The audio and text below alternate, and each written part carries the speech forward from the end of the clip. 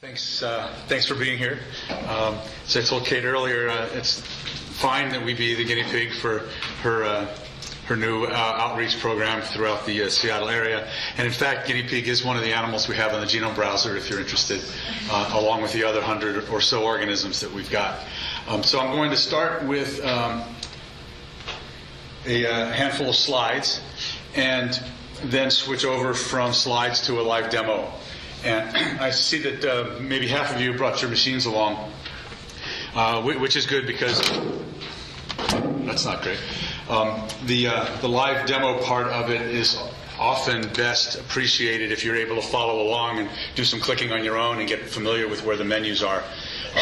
The browser is big, and we frequently give 2-day workshops at the end of which I think, wow, I forgot that, because there's so much that I could be telling you about.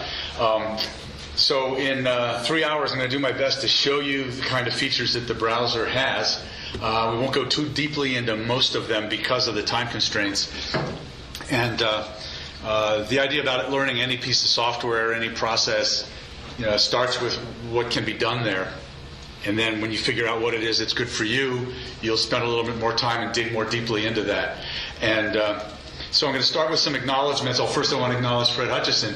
I grew up in Cincinnati, and he was the manager of the Reds when I was a little kid.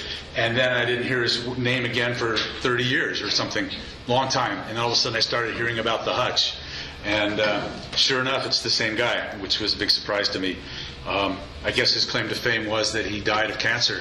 And his brother was a physician in the Seattle area, and he started the Hutch here. And so I want to make disclosures. I received some royalties from the sale of browser licenses. If you work at a profit-making company and you download our code and run a copy of the browser inside your firewall, you're expected to buy a license. If you work for a nonprofit, you can download the browser for free, and also for personal use. And also we have a bioinformatics contract with Regeneron. Some of what we do for them winds up on the public site. We do some feature requests, some kind of expedited features for them to make it easier. They have a copy of the browser that they use on their site. Did everybody find the handouts, the blue cards, or the cards with the blue stripes on them? There's one in portrait and one in landscape mode, so it's easy to tell them apart. I'm not going to actually actively use those, but those are for you to have to kind of remind you of the sort of things that the browser can do and where to find certain features. And also our mini handout. We're known to be conservative in California, so to conserve paper, I made it as small as possible, or nearly as small as possible. And so these are the URLs that we'll use today, and then that red number will be relevant later on. Acknowledgements. Because I go live and do most of it as an interactive thing on the browser, I want to acknowledge before I forget, because I usually do forget to come back and do this. We get most of our funding from NHGRI, the California Institute for Regenerative Medicine, and the QB3, the Institute for Quantitative Biology. Those are California initiatives, taxpayer-funded initiatives. And then Chan Zuckerberg and Howard Hughes are private. Our team consists of David Hausler, who's the kind of the Uber PI. It's under his umbrella at UCSC that why we're at the university. And the actual operational control is Jim, who wrote the original browser code. He wrote BLAT. He's our team leader and our PI. Except that he's really a programmer. He's not really much of a manager, and that's why we have Ann to do all the personnel managements and grant herding and stuff, make sure we meet all of our goals and so forth. We have an engineering team, most of whom have experience in the private sector, and they're very competent coders. But I think what makes us unique in terms of academic software projects is our QA team. And our QA team keeps the browser from breaking. They report bugs when people in the public find them, and they handle the mailing list and keep things up to date. And they write scripts and run scripts, and they test all of our data and all of our code before it goes out. So we have a fairly industrial strength quality assurance team, and we're a professionalized team. It's not like a lot of software projects are written by a grad student or a postdoc, and then they get crusty as that person leaves and it's no longer funded to maintain it and so forth. But so we've got solid funding to keep it live. Jorge, Eric, and Hai Feng keep everything running under the hood. They keep all the software and hardware humming, and make sure we have all of the compute capability and storage that we need. Here we are on the central coast of California. We're supposed to call ourselves UC Santa Cruz, so you know what we are, to keep track of what it is. And I noticed Kate almost stumbled on the acronym. She started to say US earlier. People do that all the time. USC is not one of the universities of California, although UCSF, UCSD, there's a whole bunch of UCSs that are. And USCS is not a thing that I know of. But we're supposed to say UC Santa Cruz, and so I wanted to remind you where we are. We're across the bay from Monterey and over the mountain from Silicon Valley, from San Jose, which is both a blessing and a curse. We have gotten some nice engineers who have experience over there, and we've lost some engineers because we can't really pay what Google pays.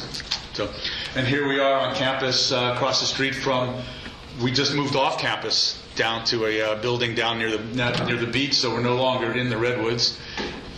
So here we are in the redwoods. This is our team. There's Jim Kent, our leader, and I'll probably mention some things that were built by Max Häusler right here, Brian Rainey, and Angie Henricks, and maybe Kate Rosenblum. These are the developers that did the original. So I want to tell you we have a YouTube training channel where you can get kind of a deep dive into a few of the things I'll introduce today. Some of the examples that I use in my person-to-person lectures are also on the training channel because they're pretty good examples and they're interesting and they kind of feature what I want to show. And so you can find, they're about 10 minutes long, plus or minus. They're all indexed in transcript. So you can read through the transcript and say, finally he's getting to something I care about. Then you could click on the transcript and open the video at that spot and listen to the rest. Because I don't like to kill 10 minutes for a video I'm not even sure is going to answer my question, right?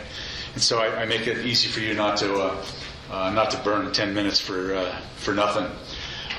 We have on-site workshops such as this. You can reach us via the training link on our main page or directly by that URL. If you have colleagues at other places that you think might appreciate having a workshop, we typically do up to about 2 days workshops. The longer ones, we have more time for problem solving and hands-on and a little bit more face-to-face interactions, like in the afternoon sessions, so they can reach us that way. So those are the URLs. To repeat the URLs that are on your little mini handout, that if you are following along, if you had separate windows open to those two places, that would be useful. So what is the browser? Okay, it's essentially a display engine for genomic annotations. It's a set of coordinates of the chromosome from 1 to 249 million on chromosome 1 of human, for example. And then anything that you can map to the genome, you can put a little box there and say, here lies a gene, or a transcription factor binding site, or a histone modification site, or anything that you could map to the genome. You can put a little icon in there, a little graphic that says, here's where it is. And then because it's an interactive interface, you can click into it and get more information about that. And so a cool thing about it is that it's consistent across genomes. If you're working on mouse and you're curious about Drosophila, you could go over to Drosophila and the interface is the same. The data sets will be different because there are different data available on different projects, on different organisms and so forth. But the interface is the same, and it's a comfortable look and feel everywhere. It's the same thing. But I like to think of it as a more dynamic thing because it's a tool for inquiry-driven discovery. You can find the answers to questions in real time. If you idly have an idle curiosity at the bench, I wonder if that gene is expressed in guinea pig, to repeat guinea pig again, you could find out in a few seconds with a few clicks. You could go see if guinea pig browser has a genome, has a gene that's appropriate for that expression of that gene and so forth, if there's an RNA for it. And so you don't have to either shrug and go back to work or spend a lot of time in the library like we used to do. You guys know about libraries? Buildings with books and all that? Used to have to spend all day to get the answer to those kinds of questions. Now you can do it in a few clicks. Thanks in part by all the funding that's gone into these whole genome data sets. Millions of dollars, tens and hundreds of millions of dollars have gone into the ENCODE project and the Blueprint Metagenomics project and so forth. So the data are all available to us on the browser. So our objectives include these topics. not limited to them necessarily, and maybe we won't even get to all of them. But I want to talk a bit about how we handle genomes, and I'll use the 2 most recent human genomes as the examples. How to get around in the browser. There's a lot of different things you can type into the browser that will get you to where you want to go. The rule of thumb is just try it, really. If you're not sure about an accession, if it'll work, just type it in there and find out. Sessions are very important. They're a way to share your data, and I'll be using a few of them today and showing you how to do that. Loading your own data into the browser, and a couple of new data formats, Interact and bar chart, that are available to you. I'm going to show a number of different data tracks to kind of highlight some of those other features and point out where they are. We have CRISPR tracks on a lot of organisms now that have all of the CRISPR guides already pre-aligned, and a measure of their cuttability and so forth. And I'll talk a bit about conservation and evolution using our multi-species alignment. The table browser for extracting anything actually from any of our tables, but I'll use it as an example how to extract coordinates, and then use those coordinates for input into our multi-region mode. You can take any regions you like now and put them into the browser and view the genome in a kind of a punctate manner, or discontinuous regions. You can put them on the browser in one window that you can zoom back and forth now without having to be all of them continuous on the genome. Exon-only mode is important if you're doing transcriptomics or whole exome sequencing. And we'll look at ISPCR and track collections. And a relatively recent feature, we now have an online API. So are any of you programmer types who might be interested in an API and downloading? Okay, so we have, it's called api.ucsc.edu, and you can get JSON formatted output that you could use yourself and parse that. Because there are a few of you, we can look at that. So one of the things the browser is good for, among other things, is there's a lot of interest in variation across all species, and in human species in particular, everywhere you go, they're adding another 0 on a project. We're now up to 1 million on the One of Us project. There was the 1,000 Genomes project, and then Genome 10K, and then UK 10K or 100K, and I think the Chinese are thinking about 1 billion or something like that. But the 2 types of variation are what variation is normal in a population and what variation is abnormal, what is pathogenic. And here's an example of how the browser is useful for illustrating and viewing the data. We have Watson Inventor and a bunch of other individuals that we put on early on when it was rare to have a whole genome, an individually identified genome available. And you can see here that we have Watson Inventor on the genome here. Places where Watson only has some variants, Ventor has some variants, and then there are places where they have variants in common. And this Venn diagram shows you how common those are. Roughly half of Watsons are shared with Ventor of the differences relative to the reference genome. And so the main genome is the backbone, and then everybody can be mapped to them in terms of their difference to the reference. And this other track, Watson plus Ventor, I made using the table browser. It's not in the genome browser, but it can be. You can make your own custom track using the table browser by intersecting Watson and Ventor and finding out the nature of that 1.2 million that overlap here. You can also do the other 2 lobes of the Venn diagram. You could even do the union of the 2. For example, if you're analyzing a trio and you're interested in what's the heritability of all of the variation in the parents, you could add the father to the mother and make a track of that. And then you could subtract that as a secondary step from the child, and then what's left is all of the things that are de novo in the child as a stepwise process. And then you have a custom track, and you can visualize that and go to any genes you're interested in to see if those differences are relevant to the phenotype of the child that you're looking at, something like that. You can obviously do that bioinformatically as well, but then when you see it on the browser, you can then intersect that with other data tracks and see if it's relevant to intersecting with binding sites for transcription factors or some of the other data sets that we have. And so that's what that 2 or 3 million of Watson or Ventor look like mapped against the genome. So when you do a genome sequencing project, you might sequence somebody to 10x or something like that. And the first thing you do is you collapse that 10x into a consensus so you're sure that you have what you think you have. And then, so you're throwing 90% of your data right there, and you're coming up with one genome. Then when you align it to the reference genome, you're throwing away another 10 to the third, or 10 to the minus third you're keeping, so that you're only keeping 1 part in 1,000 of that. So most of the sequencing actually winds up in the trash, and you're left with a bunch of variants. And those variants there are still 2 or 3 million in number, and the browser can help you find out what those variants mean. And that's the case for a human or dog or mouse or whatever genomes you're sequencing. You can look at the variation against the reference as a set of differences. So we've been releasing variation data sets from dbSNP, database of single nucleotide polymorphisms, for a lot of years on a lot of different genome assemblies. And you can see that the rise in the number of SNPs has gone up precipitously as the ease has gone up and the cost has gone down of sequencing. There's a lot of things going into dbSNP. You'll also notice that back here around version 132 of dbSNP, we separated out a data track called common SNPs, because at that time we learned that people were actually taking the dbSNP and subtracting it from their entire data set and throwing all that away, as if the P, which stands for polymorphism, really means polymorphism in the genetic sense of commonly segregating in the population. I am semi-embarrassed to admit that it was only about 4 or 5 years ago that I learned that polymorphism has a formal definition, and that it means it's segregating in a normal population at about 1% minor allele frequency. Even at that time, well over half of the SNPs in dbSNP were not polymorphic by that definition. They were already rare, and as time goes on, the rare ones have increased, and as you can see, the common ones haven't actually increased much, because there were already a few hundred genomes. Once you've sequenced a few hundred genomes, you're not going to find any more 1%ers by sequencing a few hundred more, unless you go to some obscure population that wasn't sequenced before. You might find something that's common in that population, and then it would become polymorphic.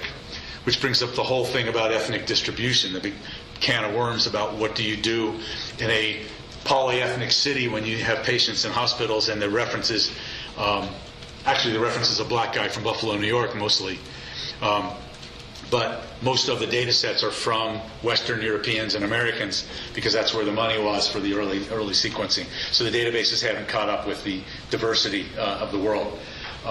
So Angie Henrichs, one of our engineers, then started pulling out the common SNPs from all SNPs, so that if you were looking at our data, you might see common SNPs and stop and think, oh yeah, those are the ones I want to subtract. I don't want to pull out the whole thing. Okay, so the other kind of variation that's relevant is variation with phenotypic association. And I made this slide about 5 years ago, but the point that it makes is the same, that even though there are 5 different data sets that we have at UCSC that have phenotypically associated variations on human, the data sets are overlapping, but none of them is all inclusive. LOVD, ClinVar, and OMIM were the 3 with the most numbers of positions represented in their data sets, and each has some the others don't, and each has some overlap and so forth, as you can see right here. And in fact, of those 5 data sets, only 2,200 are common to every data set. So there's a good chance if you had a variant at random and a data set at random, it might be in a data set, but it might not be in the one you are looking at. So the value then of looking at it in the browser is that we can show you all of them. The Venn diagram looks a little different now. Here are the 2 top ones. ClinVar and HGMD still have a lot that they don't have in common, and that has to do with the data, where the data come from. HGMD is a commercial product that gets its variation out of the literature, so it's going to be behind the research community and has to wait for things to be published. And ClinVar started a little late, so it doesn't have some of the things that are in HGMD because their investigator contributed data. And so they go into the database faster, and so it's growing faster, but people aren't going in and putting in the ones that they did in the past that are already published in the public domain. So you've got these 2 different sets that are useful. And here's what it looks like on the browser. You can see all these little tick marks here representing a location that's present in one database or another. And you can tell by the Venn diagram that I didn't have to cherry pick and say, oh, this is common. Because almost anywhere you go, you'll find places where some databases have it and some don't. You might think that it's because this one is present in 4 databases that it's been seen 4 times, but that might not be the case. You'd want to click into each one of them and find out where they got that particular reference, because they might have gotten it from the same source, from the same lab, from the same publication, something like that. So it might not be a second, third, or fourth hit really on the same variant. But the browser makes it easy. You click into the item, then you go into the data, you click to the original database, and you can read the story right there about that variant. So it's kind of one-stop shopping then for all the variation databases. So how does the browser work? We start with third-party data. Even some of the things that we compute over heavily tend to be not originated at UCSC. We don't do any actual sequencing, so even the reference assemblies we start with started somewhere else at Sanger or Baylor or one of the sequencing centers. And those data go into our database. And a common example is all of the RNAs. I mentioned all the SNPs already before, but we have all of the RNAs from GenBank. We have a robot that downloads maybe once a month all of the new ones, and it will align an RNA to every genome that it aligns with. So a mouse RNA will align to human and rat and guinea pig and alpaca and minke whale and a whole bunch of other genomes. And if it does, then it shows up. We put the coordinates in the MySQL database, which is optimized for quick recovery and retrieval. In fact, all it is the mapping coordinates, so we can draw little boxes with connecting bars where the exons are. So we don't actually have the RNA in there. We just have the representation of the coordinates. If you click into it, then you can get to a details page where you can click back to the original site and read the original record from GenBank, or you could pull a file out of our flat files where the RNA sequence itself and then the appropriate DNA, and you can see the DNA and RNA lineup. You can see how that RNA aligns to the reference assembly. And so any RNA is likely to have some mismatches relative to the reference, because it's not going to be from the same animal or the same individual that the reference was. So you're going to have some mismatches. And you can get that all very quickly by clicking into the browser, because we have this, the sequences are all sequestered in a kind of a slow access place, and the information for the graphic display are in a quick access in the MySQL database. All of those data can be downloaded for the bioinformatician.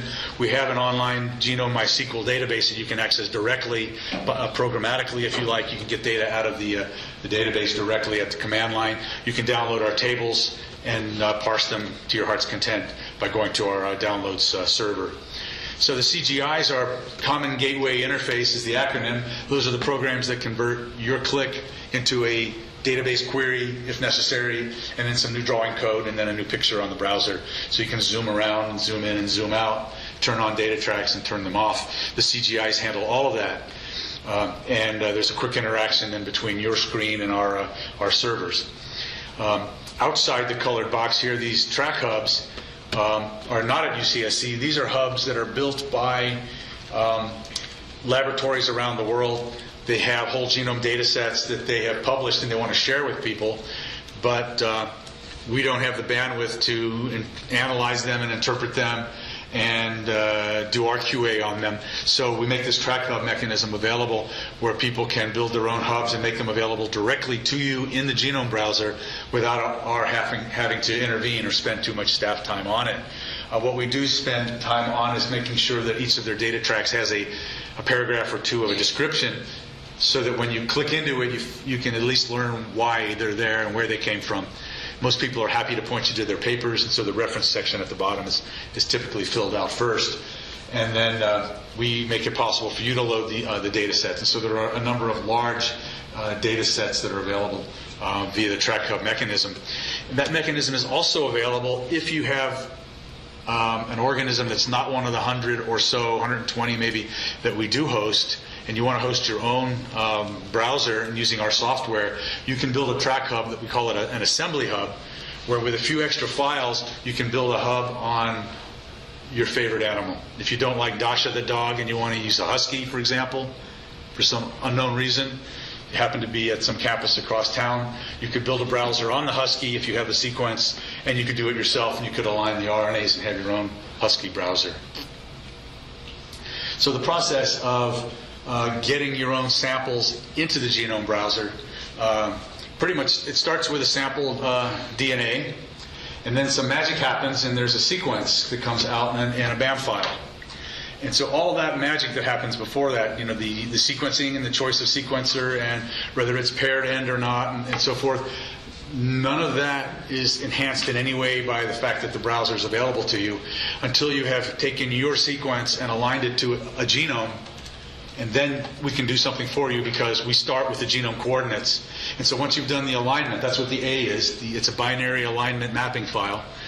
Then you can map the BAM file to the browser, and we can show you where all of your reads map. And this is a look at a BAM track that came from a ChIP-seq experiment where a number of pieces of chromatin were isolated because of a binding of some factor. Then an antibody was used to pull it out, and then the sequencing showed where the binding site was for that factor. So you get a peak that looks like that. If you're doing a whole exome sequencing, your peak looks more like an Arizona mesa. It's flat on top across the exon, and then it tails on the ends because that's your coverage. It might be uniform within the exon, and then it'll tail at the end. So you can see where all of your reads are, and you can convert that into a number of different data formats, into a bed graph or a wiggle track. Or directly into a wiggle track, which essentially just shows you coverage, at which point you've thrown away the identity of the individual reads, and you're just looking at the smooth curve. If you're doing an RNA-seq experiment and all you care about is expression level, you're done. You've got your peak. You know where your read is. You can normalize it and so forth. After that, normalized tissue versus cancer or something like that, and look at those data. You can load them into the browser and see them side by side.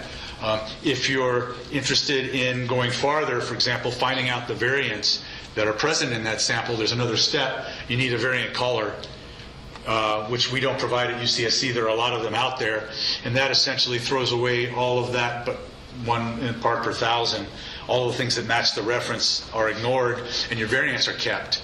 And then you can map your variants. And here's a look at 1,000 genomes all loaded together into a VCF. Variants call format is the name of this data format, where each variant in the 1,000 Genomes project is represented by a tick mark along the browser there.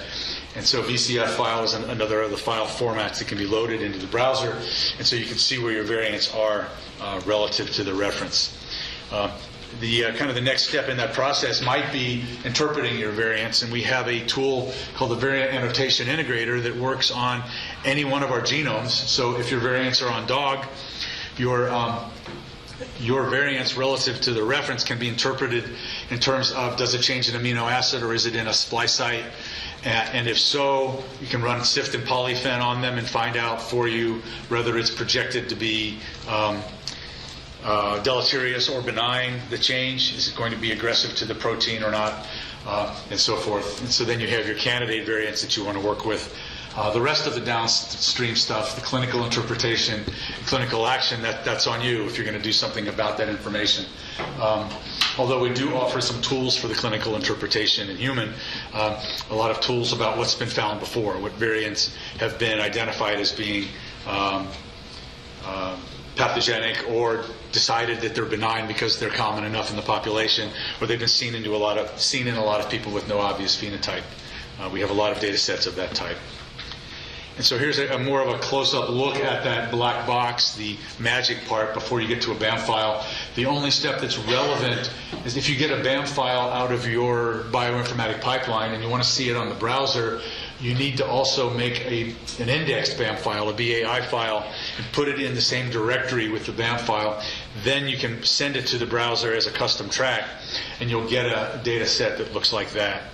The way to get it into the browser is a single line of code here, but the key is that it has to be on a server somewhere where the UCSC Genome browser can see your file.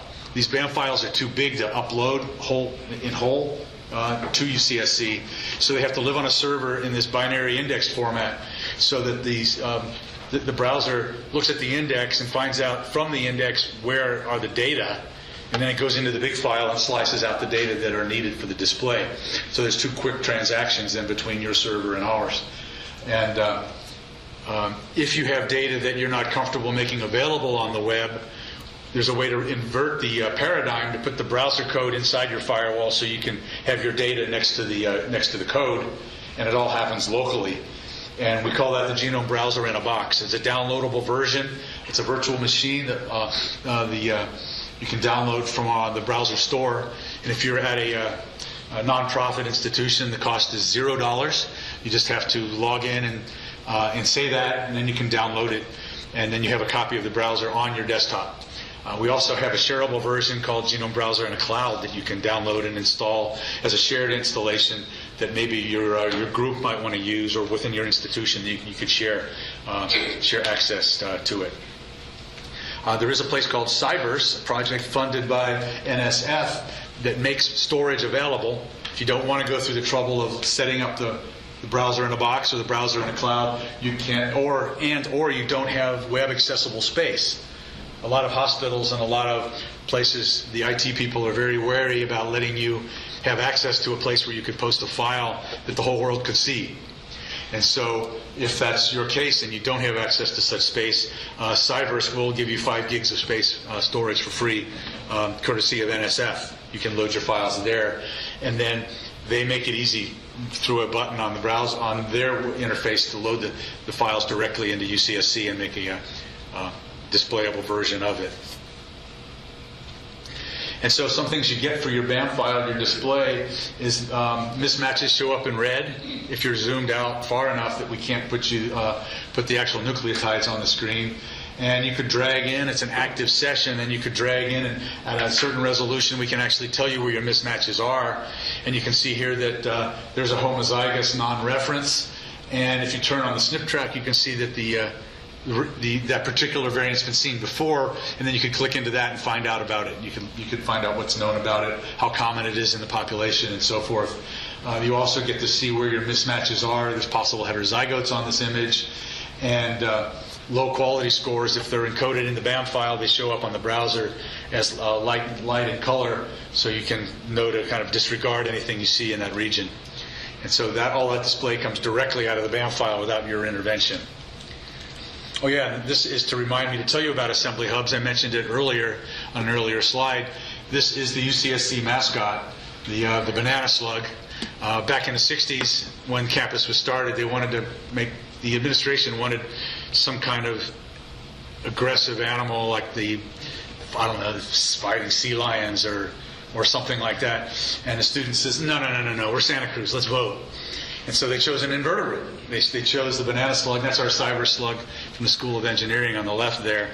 And I'm reminded to mention that there's a teaching lab at UCSC that's been sequencing the banana slug as part of the teaching process, how to do bioinformatics on the sequence, and they're building a little browser hub on the banana slug, which you could do on your own organism if you happen to be working on something that we don't have, and you've got the genome. You can build your own hub. We have a lot of documentation, and our mailing list. Our engineers are very eager to help you get up to speed on that if you have the need of building a banana slug. That's what it looks like.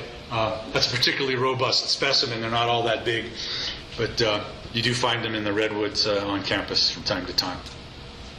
So the whole idea of a track hub and having your own copy of the browser is that essentially within your own desktop here is the purple area here, and if you make a request of a hub, whether it's a hub you have built or a hub that somebody else has built, our software goes and finds the hub, gets the content, combines it with UCSC data, and draws a picture on your screen in a couple of seconds, and you don't have to know that that's what's going on, how that's happening. If you have a browser in a box, you essentially put our software inside your firewall, and that software is working on your desktop, but the process is still happening the same way. If you're loading a remote hub, then it's going to the remote hub. And actually, Santa Cruz serves as a bit of a remote hub in that case, because if you turn on a new data set that you didn't have before, it has to go get the data from Santa Cruz and bring it in. And so then UCSC is actually acting more as a remote hub to your instance of the browser in a box. And in fact, the remote hub can be your data. Your own local data can serve as a hub. And instead of having an HTTP location for the data, it would be a drive letter, desktop : or C : path file name. and you would just simply point to it that way instead of using a URL. And then you could load your own data into the browser, and then it's fully integrated with our data. And the table browser works on your data, and so forth. So it's fairly seamless. And so if you choose to build an assembly hub and build a remote hub like that, like the Banana Slug hub or your own, you could start, if you wanted, with a hub that was built by a colleague, Hiram Clausen, where he downloaded 30,000 different genomes from NCBI, including maybe, I think he's got about 100 plants on there. And we don't have any plants. We do vertebrates. And we have a very small number of invertebrates, flies and worms particularly, for obvious model organism reasons. You could use that link there and load Hiram's hubs. He's got some bacteria, some pathogens, and so forth that are built as track hubs. This is kind of a skunkworks project. It hasn't been released yet, but I know there are some people here who are working on organisms that we don't have, so I thought I'd mention that. You could start to see if we have one there, and if not, then you'd have to build your own assembly hub.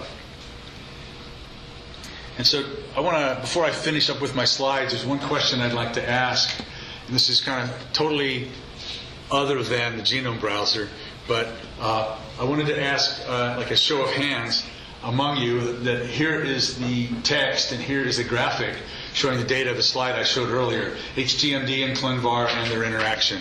So how many of you like the data shown in the table better, and how many like the graphic better? Okay, a lot of people like the graphic better. If these were the only two choices, I would have to agree with the table people, because this particular graphic requires that you unsee the graphic to interpret the data. Because this is what the graphic would look like if it were done as a proportional Venn diagram. And I only mention this because I was at a meeting not that long ago where a guy who should have known better was showing a graphic, and you actually had to really stare at it hard to understand it, because he had 3 circles and they were all overlapping and so forth, and they were not proportional, and it was really hard to get the sense of how the data related. I'd much rather see it in a table. There are Venn diagram drawing programs available on the web. You can just go, proportional Venn diagram. You can put in A and B and C and their overlaps, and you get choose your colors and so forth. That's how I did this little one. So, genome.ucsc.edu. And the only part of this page that's really relevant to a regular user of the browser is the What's New page here, where we show you, we tell you the latest releases of data or features. It's most important. You might not care about a new horse genome. You might not even care about these human GenCode tracks. But a new feature on the browser, something that's visible and useful to you as an end user, you might not know about. And this is the place to find out. You can subscribe, and we get usually not more than 2 or 3 a month, where we would send you an email if there's a new announcement to go there. And it's not uncommon for people to come up at coffee break or something and say, "How long has that been on the browser?" And I'll say, "I don't know, 2 or 3 years maybe." And you go, "Oh my God, really? It's so useful. I wish I'd known that." I said, "Well, this is how you know that. You subscribe to the list, and then you throw away 2 or 3 a month until that one comes that you're really glad to hear about." And so from here, let's just go into the Genome browser link right there. And at the top of the page, in the blue bar, if you're playing along, please reset all user settings. That sets your cookie to the default location, so we all start at the same place. And you can see on this page, we have the your choice of animal, your choice of organism. And it's available all the way through the evolutionary tree down to fish, and there's a handful of invertebrates down here. We even did a project on the Ebola virus during the Ebola crisis a few years back. And so the main model organisms are shown here in icons, and we default to the most recent human, HG38, but you can see that we have 5 different human assemblies. These are iterations of the human genome as the assembly has been improved through time. And I'm going to spend most of my time today showing you the browser features using HG19 as a template, because about 90% of our users use human, and 2/3 of them are still using 19. Only about 1/3, it might be up to about 40% now, are using HT38. And there's a lot of reasons for that. But before I click into 19, I want to show you the View Sequences link right here. Every one of our genomes has such a sequence, such a link, and it'll show you the main chromosomes up here and all of the alternative and patch sequences down below. When the reference genome was released, there were a number of alt sequences that were released because the consortium is working to try to make the reference more global in reach. Okay, at any one location, it's a single chromosome of a single person. And there's a decent chance that the sample you're looking at is from somebody who has variation in certain places. Some places are fairly variable, the HLA regions and so forth. Any of the histological and immunologically important regions have a lot of variation around the world. So there are some alt sequences that were part of the original sequence, and then there are some patch sequences that we call fix at UCSC. These are sequences that have been changed by the reference consortium. And so all of those sequences are available that you can align things to them, and they're all available in the reference. So you can see the nature of any genome assemblies this way. Some organisms are not even assembled into chromosomes. They just have some large contigs that are not actually mapped to the individual physical chromosomes of the organism. So if I go back here to genomes link, let's go to HG19 and hit go and click in. And so this is the reference location on the default location on chromosome 21, and a handful of data tracks turned on. Our paradigm is anything that aligns to the genome shows up in line with the coordinate that represents it, except for this one data track here, this GTEX track, which we had a hard time figuring out how to do that, because we wanted to show you 53 bars representing the 53 tissues. All of these yellow ones are brain. You can see here if I brain, spinal cord, cervical there. And so what we settled on was this bar at the bottom represents the gene for which these data are normalized across the entire coding region of the gene. And the expression then is available to you via mouse over right here. And so if I were to put my mouse up in the sequence region at the top and drag it to the right to include that exon there, you might think that only stuff in this particular slice of the screen will show up on the new screen. And you'd be right, except that we're intersecting the bar here. And so we're going to get this bar graph redrawn for the GTEX track because it's relevant there as well. And so if I hit the zoom in button from here, we'll zoom into that particular region. That exon will blow up, and we still see the GTEX data. You can see this one here is a little higher than the other one, so it's expressed in the liver. I want to point out here up to the left, every one of our tracks, when it's turned on, has a little gray bar next to it that's a configuration button. That's said to be the best kept secret on the Genome browser. A lot of people have used the browser for years and never clicked into the little button on the left side of a data track. If you do, sometimes you find a surprise. You find some configuration options. You find new data. Sometimes there are other subtracks that are not turned on that are available. In this case, you get the genome graphic here, which allows you to turn on or off any individual tissue of the body.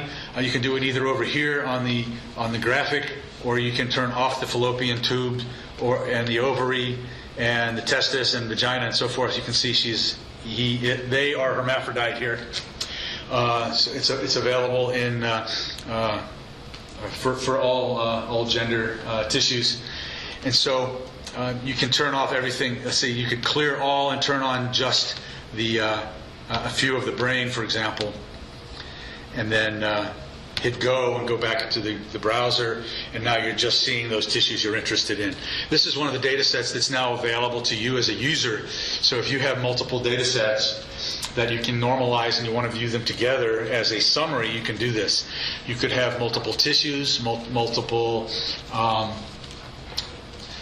tumor versus normal, for example. You could have different time points in a titration: 0, 1, 20, 50, 100, 200, 400, 500, 1,000. So you can see how does it go up or does it go down in your transcriptome. You can see at a glance as you look at each genome region which genes turned on or which genes turned off. And you have control over the colors and so forth.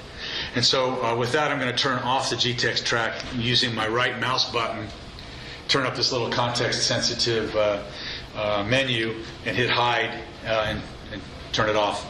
You can see here when I zoomed in this much, you can see that the amino acids are we're just able to draw in the amino acid names at this resolution. And I see at least one of you squinting a little bit, so let me go to the configure page here and increase the size of the font. It's on 8. Let's jump it up to 10, make it a little easier to see for you, and then submit that. The configure button below the browser graphic. Oh, fine. Now that the font is bigger, you don't see the amino acids anymore because they're too big to fit in the codons. But we do give you stripes. We give you dark and light colored stripes to give you a sense of scale. Because a black box, you'd have to go up to the coordinates here and say, oh, from here to here, let's see, that's 100 bases, so I've got 33 codons in the window. You'd have to do all that math to catch. But we try to give you instead a sense of the scale by the alternating light and dark colors. And if I zoom into just 3 or 4 of the codons, we have enough room to give you the actual number of the amino acid. There's 39, 40, and 41, for example, right there. So if the gene were actually transcribed on the other strand, you might be interested in turning the DNA sequence around. The little arrow here at the left side, if you put you notice that this is GGA right here. If I hit this button, then it becomes CCT on the other strand, and the little arrow shows you that you're now reading, actually not transcribing anything on this gene. You're reading the sequence in the opposite direction, the reverse complement. So I'll just flip that back. Let's zoom out by a factor of 100 right here. And you can see here how the conservation track down below the browser graphic tends to have conserved sequence near the exon, but it starts to fade away as you get away from the exon. And as you go down in evolutionary space away from human, the conservation gets less and less noticeable. Let's click the configuration button there and turn on all 100 species with the plus sign right here. You can see here we're really big on evolution. We like to make it clear how comparative genomics makes such a strong case for evolutionary relatedness of organisms that share a common ancestor. And I hit the species selector to the plus and then hit submit. And so now we see all 100 species with the apes at the top, and then the non-ape primates, and then the non-primate mammals, and so forth. As you get down the page, the introns have decayed away because there's no selection on them, but the exons have stayed pretty much intact all the way down through the fish here. So this gene then is expressed all the way down into fish. You might be interested to know what is it if it's expressed that far back. And you can click into the gene track at the top and get a page full of details. We call this our details page. It tells you that it's superoxide dismutase. It tells you that it's a soluble cytoplasmic protein. It's encoded, it binds copper and zinc, and it destroys free radicals in the body. So it's been around since animals started to live in an oxygen atmosphere and needed to protect cells from superoxide, which is an aggressive free radical version of oxygen.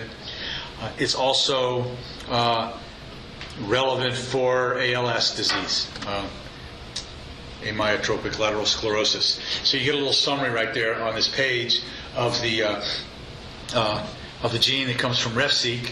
You also get a number of other things on this page. For example, our pathways link in this first box brings you down the page to the pathways, and we import This gene has 4 of them. I think we have a total of 4 that are not available on all genes. Different pathway representations. So Biocarta from NCI, Huntington's disease pathway from Kyoto Encyclopedia of Genes and Genomes there. And so here's, looks like it has, here's SOD1. It's in red here as well, but not a red box around it. I'm not sure what that means over there. We'd have to dig into that. But it will show you the gene that you clicked on in the context of other genes in its pathway. Other features of this page just include bioinformatics stuff like which mRNAs align here, Go components, genome or gene ontology. So it tells you which processes at the cellular level, at the biological level, or at the molecular level. Gives you links to model organism browsers and the details page there. If available, it gives you a crystal structure from PDB, and we're working on this right now, and I think some of these links are broken right now, but by the next release in a few weeks it'll be available. So you can click here and you can look at the 3D structure of the protein, and you can see it in 3 space. You can see that this is a dimer, and so you can get very quickly to the genome viewer there, or the protein viewer. These links, the lab at Johns Hopkins that was doing these links changed their software. They used to show you where a particular variant was on the molecule in 3 space, but they rewrote their software, and their new version doesn't support that yet. So that link's going to go away in a few days, because right now it's completely broken. So I don't advise you to click on it. And this is the static picture of the structure from 3 different directions in 3 space along the 3 major crystallographic axes. And I guess these are the zinc and copper ions right there. So a lot of data you can get to very quickly. Here's a redrawing of the GTEx data that I showed you before, except on the main screen, the GTEx data were in a log transform so that we could show you a wide range of expression levels. This is a linear transform here, it's not transformed by log, I should say. It's just a linear representation. It's the same data shown in the other representation. With, as usual, a click through, you can go to the GTEx portal right there, or you could turn the track back on in the browser. So all these data there are available. Whoops. 3 fingers turns them all off. And so comparative toxigenomics, small molecules that interact with this gene, gene product, malacards, different maladies that have been associated with the genes and so forth. So a lot of data are gathered from places, from labs and projects all over the world, and it's designed to be the go-to place for information about a gene. If you're first interested in a gene, you first want to find out about it, it's a good place to go. We also have links to off-site. You can see in blue here, these are off-site locations, such as OMIM, which is a commonly used database, online Mendelian inheritance in man, that takes you directly to the record in the OMIM database. And they've been curating the literature for 50 years, started in the mid-60s. And at the bottom here, under their references, they have, if I could figure out how to scroll there. Anyway, any one of these links will take you to the reference at the bottom of the page. And they have individual variants down there, individual single nucleotide changes that tell you about an individual report and a link back to the paper. It's a very good resource for variation. Okay, so I just saw somebody stretch and yawn, so I think it's a good time to take a pause and remind you that I shouldn't say remind you because I didn't say it yet, that I encourage you to stick up your hand and ask me a question. If I say anything that piques your curiosity, or maybe if you're trying to follow along and you're looking at your machine instead of my screen, you didn't see what I did, then raise your hand and I can go back and show you again. Because if you're following along, I appreciate your interest and I'd like you to be able to do that. Yes, thank you. First question. Do you have ribosome profiling data in this? Do we have ribosome profiling data? I don't believe we do, but I'll show you how to use our track search mechanism to find out. I think that's all I need to say about this page. These sources down here are all off-site resources, and it goes directly to the location in their WebWorks that's relevant to the gene you're looking at, which can be kind of handy. So let's go back here to the Genome browser, and we'll scroll down the page, and I'm going to turn everything off at once. I'm going to hit the Hide All button, and then I'll turn the Genes track back on. And then the little track search button here at the left, we can type in ribosome and see what we have.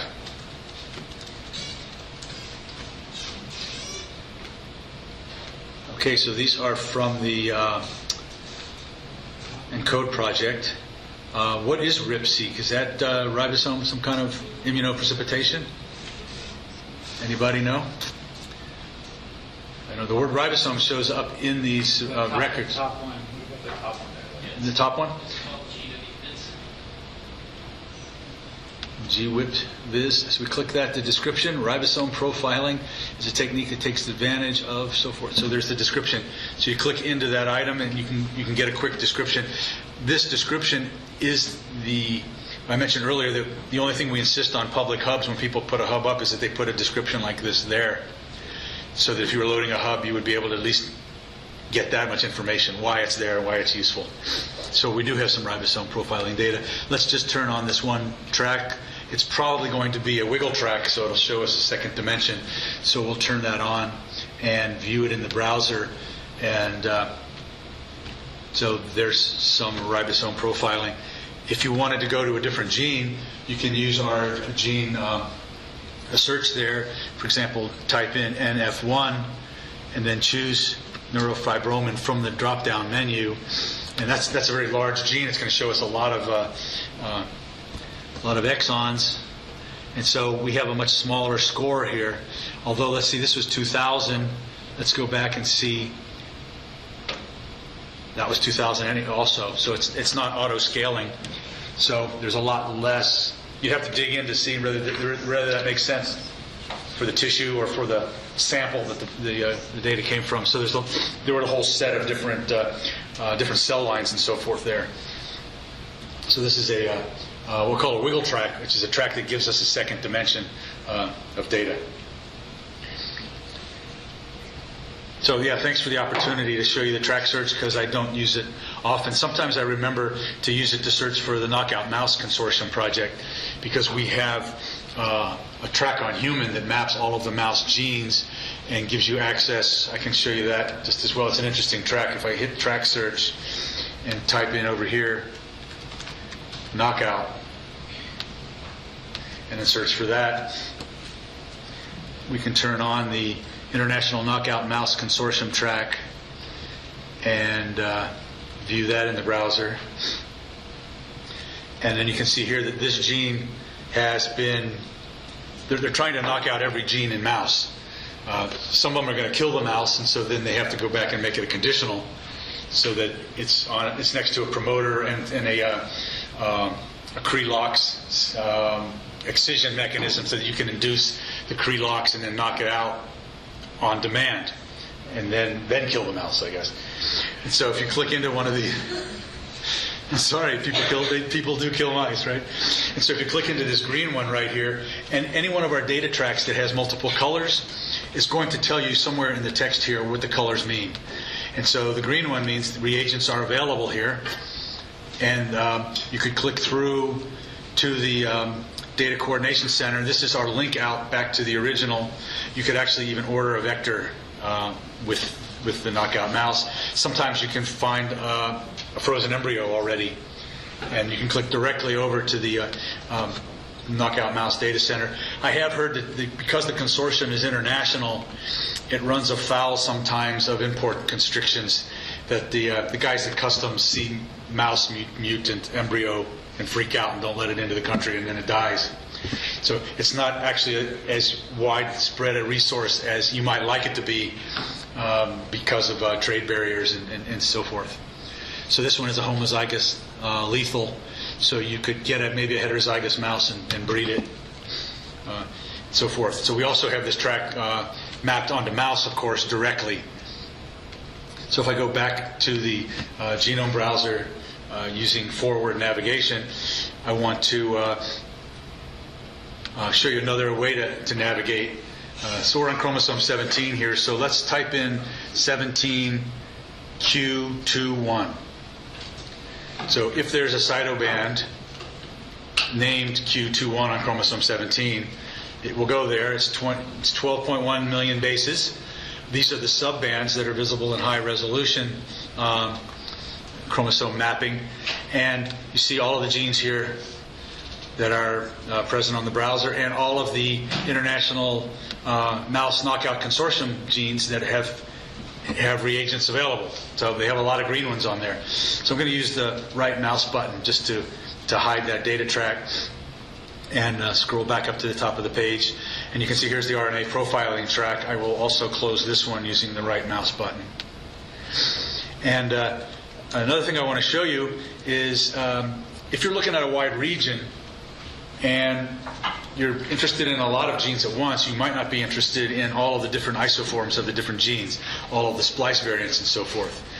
The configure button here on the left side of this track gives you the option of turning off the splice variants.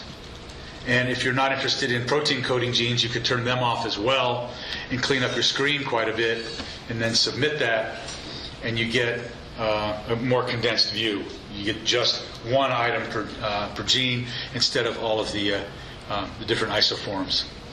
And this is a good time to show you that if you're interested in an image like that, you can export the entire image as a PDF file instead of trying. One thing you could do, there's a number of different ways to share this information or to capture this information.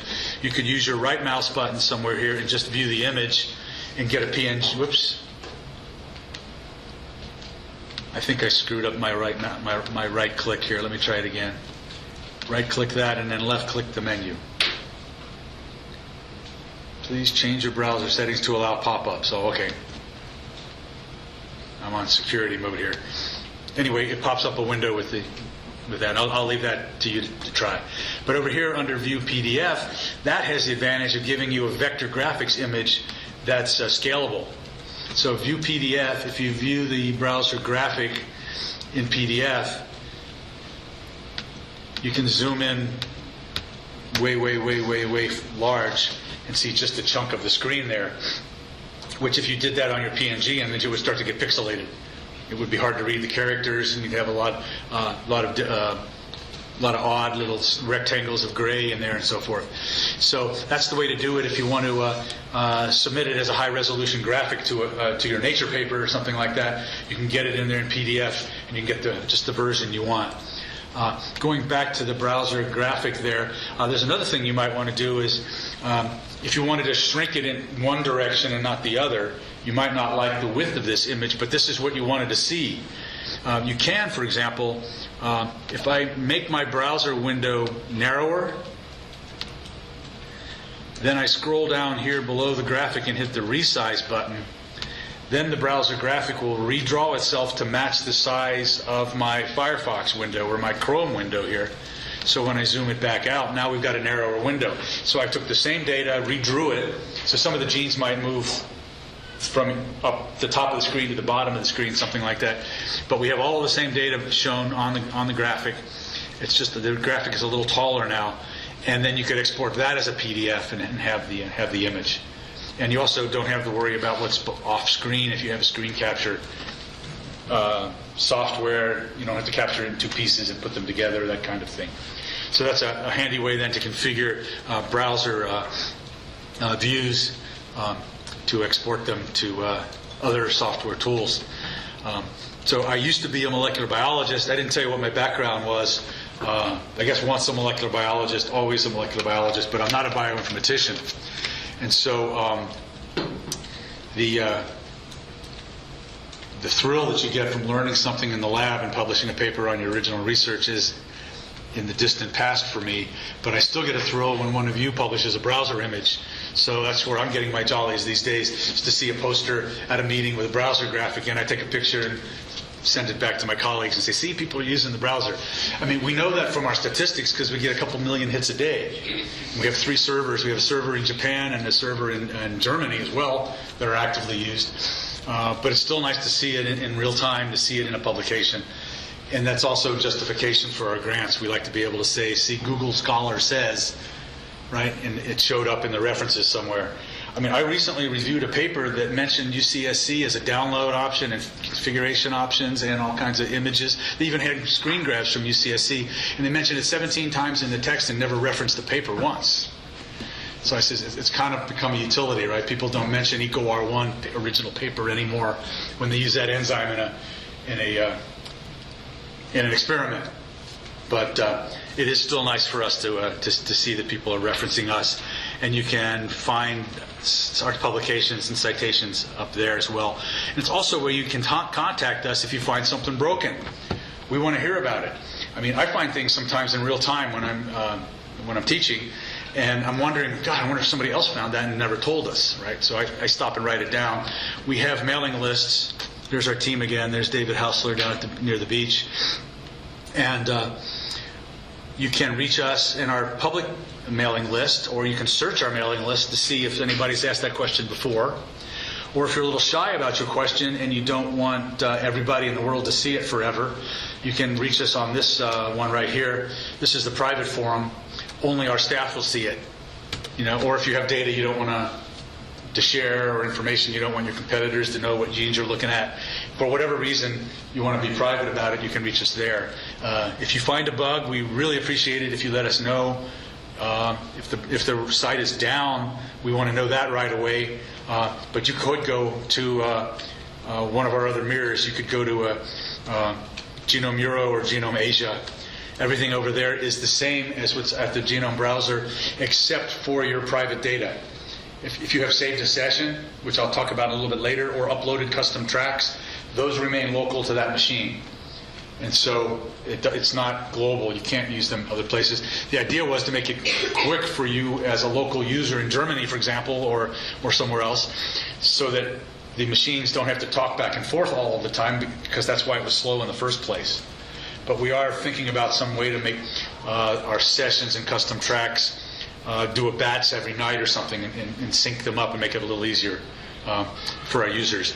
But when we have the big earthquake, there's a good chance Japan will have an earthquake on a different day, and Germany will have their problems, but not the same earthquake. So those sites will be up there. If they're all down at once, then we got bigger problems. I mean, if they're all down because of an earthquake, you're not going to be using the browser that day. Okay, so we've got data sets of a variety of kinds. I'll leave the gene set turned on, and let's zoom to BRCA2. Make a relatively, and then hit the go button here, relatively smaller window, and I'll turn off, using the right mouse button, the cytoband track, 13Q band there. And I want to show you a couple of tracks that Max Heusler built. I'll turn the publications track on to PAC, and if I can find it, where did we hide the, let's see if I can just search the page for CRISPR. Okay, so there's a CRISPR targets track, is up in the genes and gene predictions track.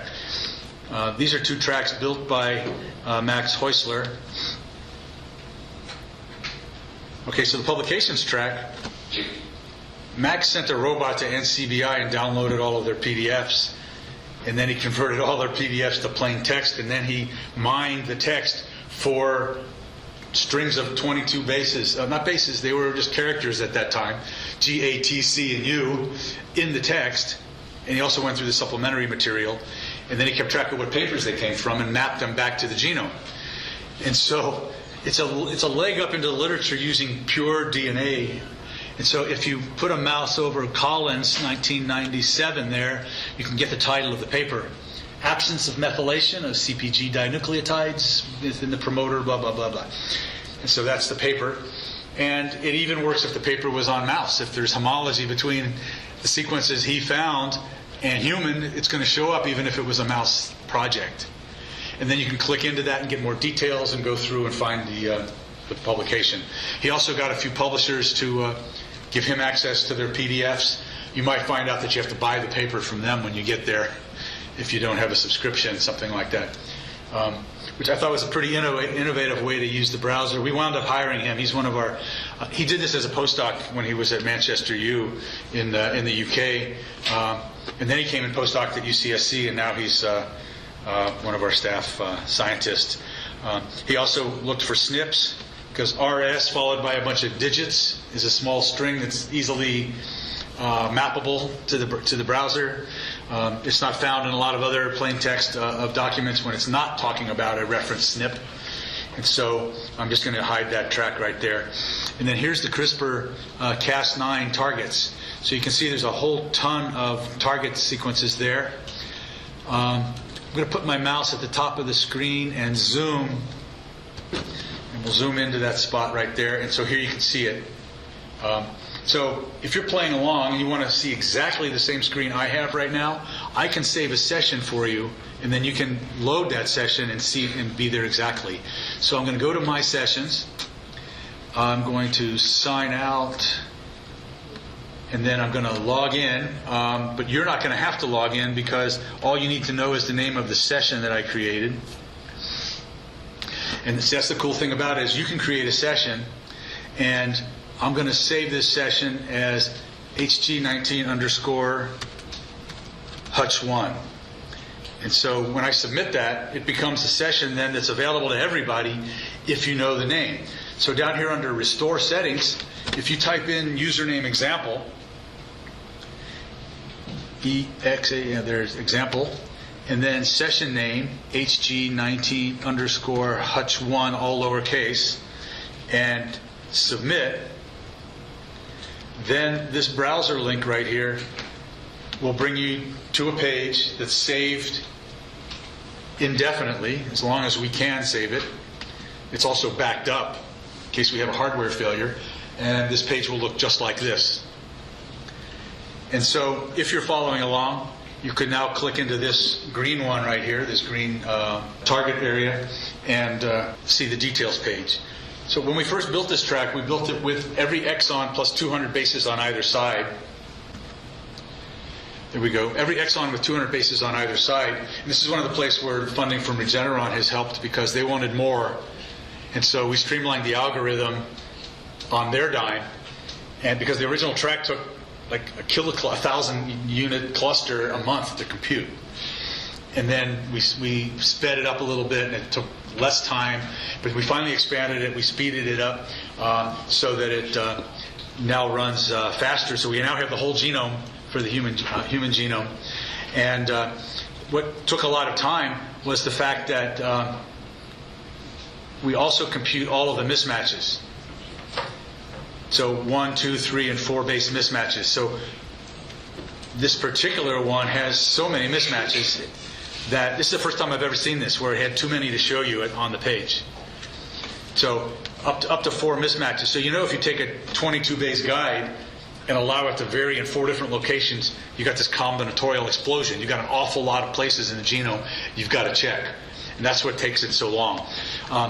Let me show you what that screen looks like for a different guide. So I'm going to click on Genome Browser, find a different guide. I'll click the yellow one next to it here. See this one. So we show you the top 10, and we give you a link to all 116, which is the sum of these numbers here.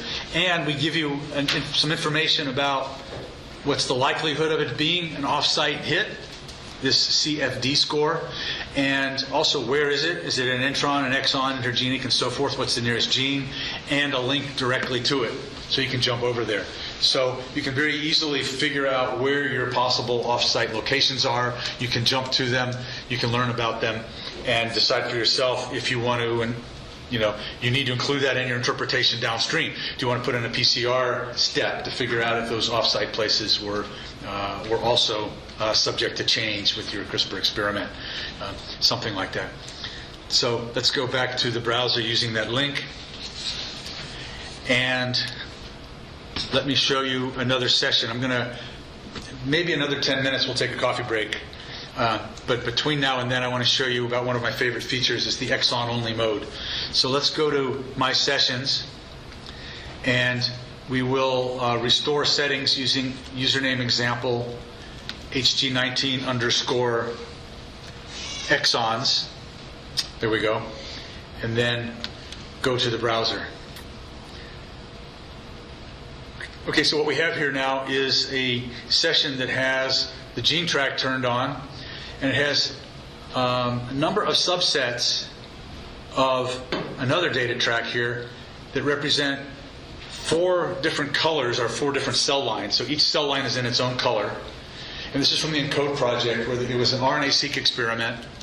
And for each cell line, there are a pair of replicates aligned to one strand and a pair of replicates aligned to the other strand. So that accounts for the 4, 2 in each direction for each of the cell lines. So this particular gene here, the ATP11C, is being expressed in all 4 cell lines. The gene over here, FGF13, is expressed in the green one and the blue one, but not the brown one, and also expressed in the black. So 3 out of the 4. So here you see genes on the screen. Here's one that's expressed in just the brown one, and not, it's kind of the mirror image of that other one. It's just in the brown one. And over here is a little spike. It's hard to say exactly what that is. It looks like it might align with this SOX3 gene here. We've got 2.1 megabases of DNA showing. We've got a lot of white space between genes here. And we have a way to get rid of all of that white space, get rid of the introns and get rid of the intergene regions by clicking View Multi-Region. And then the second button on here says Show Exons. And so you can have a little padding there. The default is 6 bases, so you have a little thin space between the exons on the screen where a pair of exons are next to each other. And then hit Submit. And instead of having 2.1 megabases, we now have just the exome or transcriptome, if you will. We've got 27,000 bases. And we haven't really thrown away any of our signal because this is an RNA-seq experiment. We have no signal between the genes anyway, and no signal in the introns. And you can see that little spike we saw over here maybe that was the spike we saw. There's one on the other strand here that I didn't even see that's from this other gene, LOC something or other. And an interesting thing I noticed when I first did this, I stumbled into this region by accident. I noticed that this particular gene is actually expressed from one isoform in one cell line, and one or more of these other isoforms are being used in the other 2 cell lines. So not only do we have different cell lines expressing different genes, but we have different cell lines expressing different isoforms of the same gene right here, which was not noticeable at the 2 megabase resolution.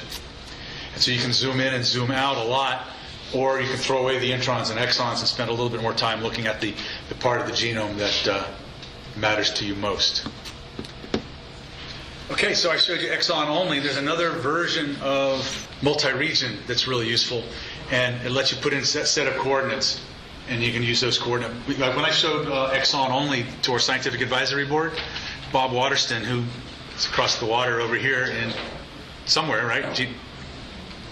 Over at UW somewhere, immediately said, but I want control regions. So he wanted exon not, right? He wanted the other. But there's also a way now that you can define the regions you're interested in. If you want upstream regions or regulatory regions, you can just load them in as a BED file. BED is browser extensible display, and it's the 3 coordinates that lets us draw a box on the browser: Chrome, Chrome Start, Chrome End. So with that, you can draw a little box. And so I'm going to show you custom tracks, how to load your own data as custom tracks. But before I do that, I'm going to grab a BED file and use it in multi-region mode. And so here we are back at that page we were using for the exon-only mode. And let's just go to Tools Table Browser.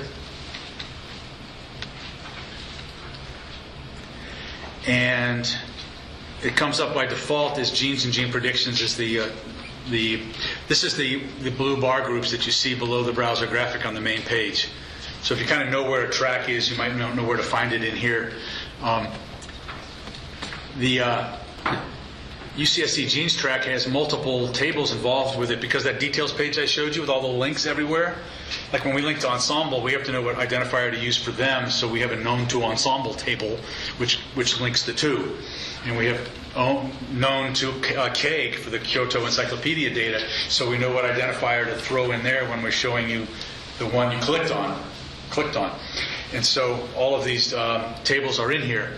The table that's most useful to the regular user is known canonical, because this is the one that gives us a single set of coordinates for each gene instead of a set of coordinates for each isoform.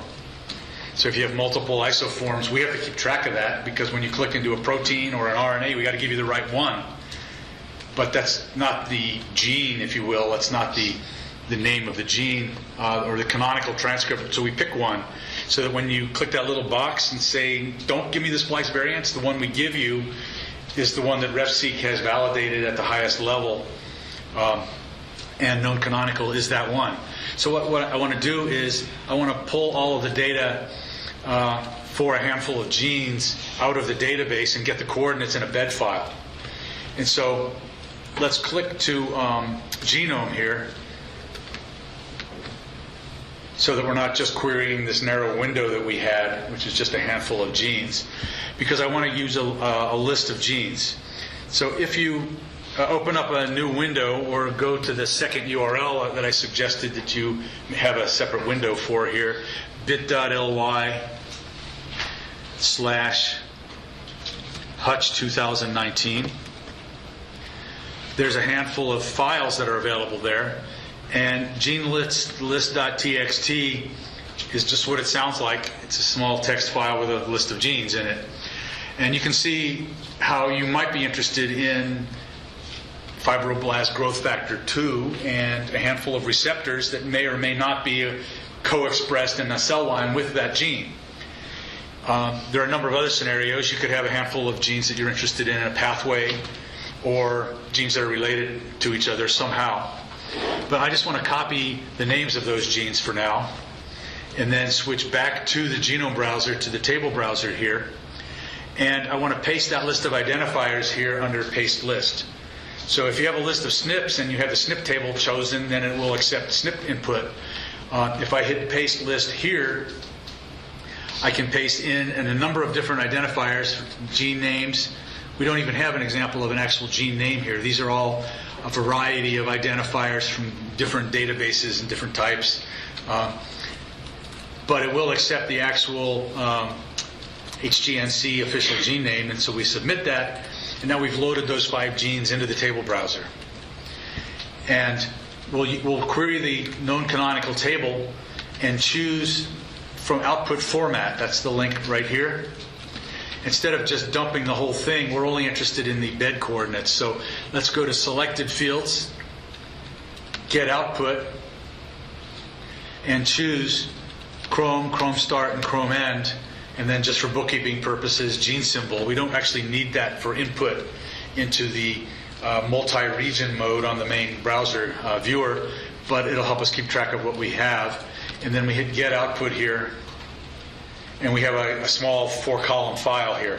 This is a bed 4 file. The simplest is bed 3, which is just the coordinates, and the 4th column in a bed file is the name. So let's just grab those 5 rows, and you can see they're no longer ordered by our input order. They're ordered by chromosome order, because that's the way the table was is saved. So let's go back to the table browser. And from there, we'll go using the Genome browser link to the main browser graphic.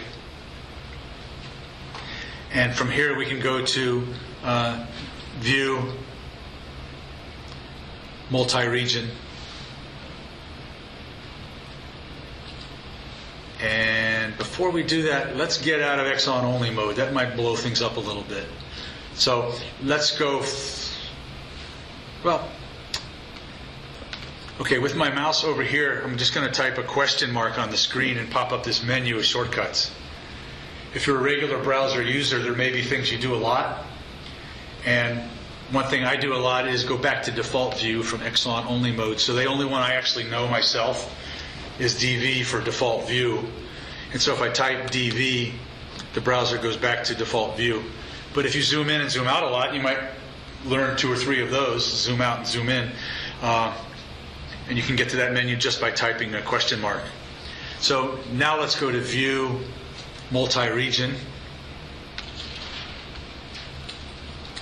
And we'll paste the bed file right there into that box. And if you want it back in the original order, this would be the place to do it. You could put FGF2, which was our original one. You could put it at the top of the list or something. I'm not going to mess with that right now. But if you hit submit now, you have, okay, it says the new regions are not near a previous location. I don't know, I didn't really notice where I was, but none of those genes are near here, so it just gives you a warning. So it's using the middle of the new coordinates and gives us 10 kb in the middle of the range of those five genes. And you can see FGFR1 is right here, it's 10 kb, and all of our data sets here are showing, darn it, did it again, are showing those expression levels for those genes. If we zoom out by a factor of 100, you would go from, let's go 10, you would go from 10 kb to 100 kb, and then another 100, and it stops at 275 because those 5 genes have boxed us in. We can't zoom in or zoom out anymore. We're just looking at those 5 regions. Okay, you can see the thin pink line right here that separates one gene from another. You can actually make that more obvious if you go to multi-region here and highlight the alternating regions with that checkbox and submit. Then the second and fourth region will be highlighted in the background in blue, and you can see FGFR3 and then FGF2 and so forth. If you put your mouse in the coordinate scale up here, you can get the actual coordinates of that gene. That's Chrome 4, that one's on Chrome 5, and so forth. That one's on Chrome 8. And so that's the way we would deliver to somebody who is interested in just coding, non-coding regions of certain kinds. You could load a bed file in there. If the file's really big, you could load it by URL. You could put it on a server somewhere and load the bed file's URL, and then it would go there directly. Yes? So in this case, the coordinates are the whole gene, but how do we break it in exons and introns? Can you get the given coordinates of exons? Yeah, you can use the table browser to get exon coordinate information. And it's a little bit complicated. So let's zoom. I'm going to grab right here and zoom in just to this one region. And zoom in on FGFR2 there. And I'm going to hit DV again to get it out of default view. Or go to default view, rather, so it's no longer constrained. So now we're just looking at this gene here, this chunk of FGFR13. The Tools table browser, whoops, I just hit that button by mistake. To get the exon coordinates, this is always something that stumps me. Sometimes I have to poke around aimlessly here to get it first. And you know what? I think rather than try to troubleshoot it in real time, I'm going to hold off and I'll talk to you later. Okay. I think we have a mailing list question about it also, but this is something that I have to stop and think about each time. It's not trivial, but it's doable. Okay, you can get it. You can also get the sequence of the exons separately and so forth. There's a whole bunch of different paths through the table browser, and they confuse me sometimes, so I'm trying to do that. But thanks for your question. I want to show you how to get your own data into the browser, and we'll also see a bed file over there as well. So let's go to My Data Custom Tracks from this page or from the other page. And this is our custom track load-in page, if you will.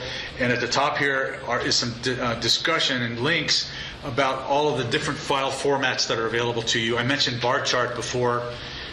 We also have a binary condensed version of a bar chart called Big Bar Chart, which is for putting in a track hub if you want to load your data in as a standalone hub. So now we need some data to put in there. So let's go back to that second URL that we were looking at on our little mini handout here. And I'll go back one page to this file here, CT examples, custom track examples. We'll click into that. Whoops. And here's a page with blocks of text. Each block separated by white space represents an individual custom track. So if I just highlight everything and copy it, you can also copy the URL, by the way, if you want. Just highlight that URL and copy the URL, because it'll go into a URL and look for data. It'll even go into a URL, and if it finds a URL instead of data, then it will go into that file and look for data. Kind of nested all the way down. So let's go back to add custom tracks and paste the data and submit. Okay, so now we've loaded 6 data sets. Each one represents a new, is represented by a line in this table, and the data are encoded in that file that we just used. There's a short label and a long label. The short label shows up in the browser graphic below the browser graphic as a pull-down menu like we've used already, and the long label shows up in the image itself. So if I go back to it, you can see that you encode those by saying name equals and description equals in the header up here, where you start with the word track. And so if you're going to load more, you don't need this line unless you have 2 tracks. If you have 2 tracks, what happens is we call it user data, and then we call the second one user data, and the first one gets erased. So you need this line if you're going to load more than one track of data. So if I go back to the browser, you can click into the position link right here where it says chromosome 6 in this column. And at that point, it goes to the first item in that file, which was designed to be big enough to give you all of the data on this page. So item 0 here spans all of the other items with numbers 1 through 6. And all of the data are represented on this page. And so here's a bed file, a simple bed 4, where each item has its number. Then a bed 12 file, which lets you do a kind of a gene structure where you can link things together. But more interestingly, at the bench might be a modification of the bed 12, which lets you show the 2 ends of a paired end sequencing experiment linked together with an arrow. It shows you, in this case, I colored the 2 strands, different color. And I don't know if you can see the arrowheads, but the left-facing ones, the minus strands, are red.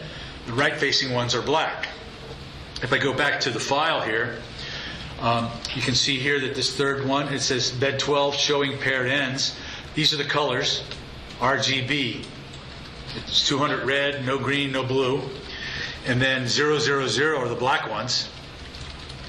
And they're in the proper column here for item RGB. And so you can easily go back and forth between this file and the representation of that file in the browser and see kind of how the things line up. These are the sizes of the blocks and the starts of the blocks. So those are your 2 blocks on the end. Yes, ma'am. Can you click on the track and then pull up the base sequence? I'm sorry? If you have your custom track, Uh-huh. you've uploaded, your bed 12, Mm-hmm. the gene structure, can you then click on that track and get like the reference DNA sequence down with that? The way you kind of do it? That's a good question. You can one by one fairly easily. I'm not sure if you can dump the whole thing using that as a filter. That's a nice. Let's see, custom tracks to sequence of the items. Yeah. Probably. I'd have to think about that one. Yeah. Let's go back to the image itself. We have a feature here where you can, under View DNA, you can decorate so you can just get the DNA. So if you were like zoomed into one item, you could get the DNA for that item because that's the whole window.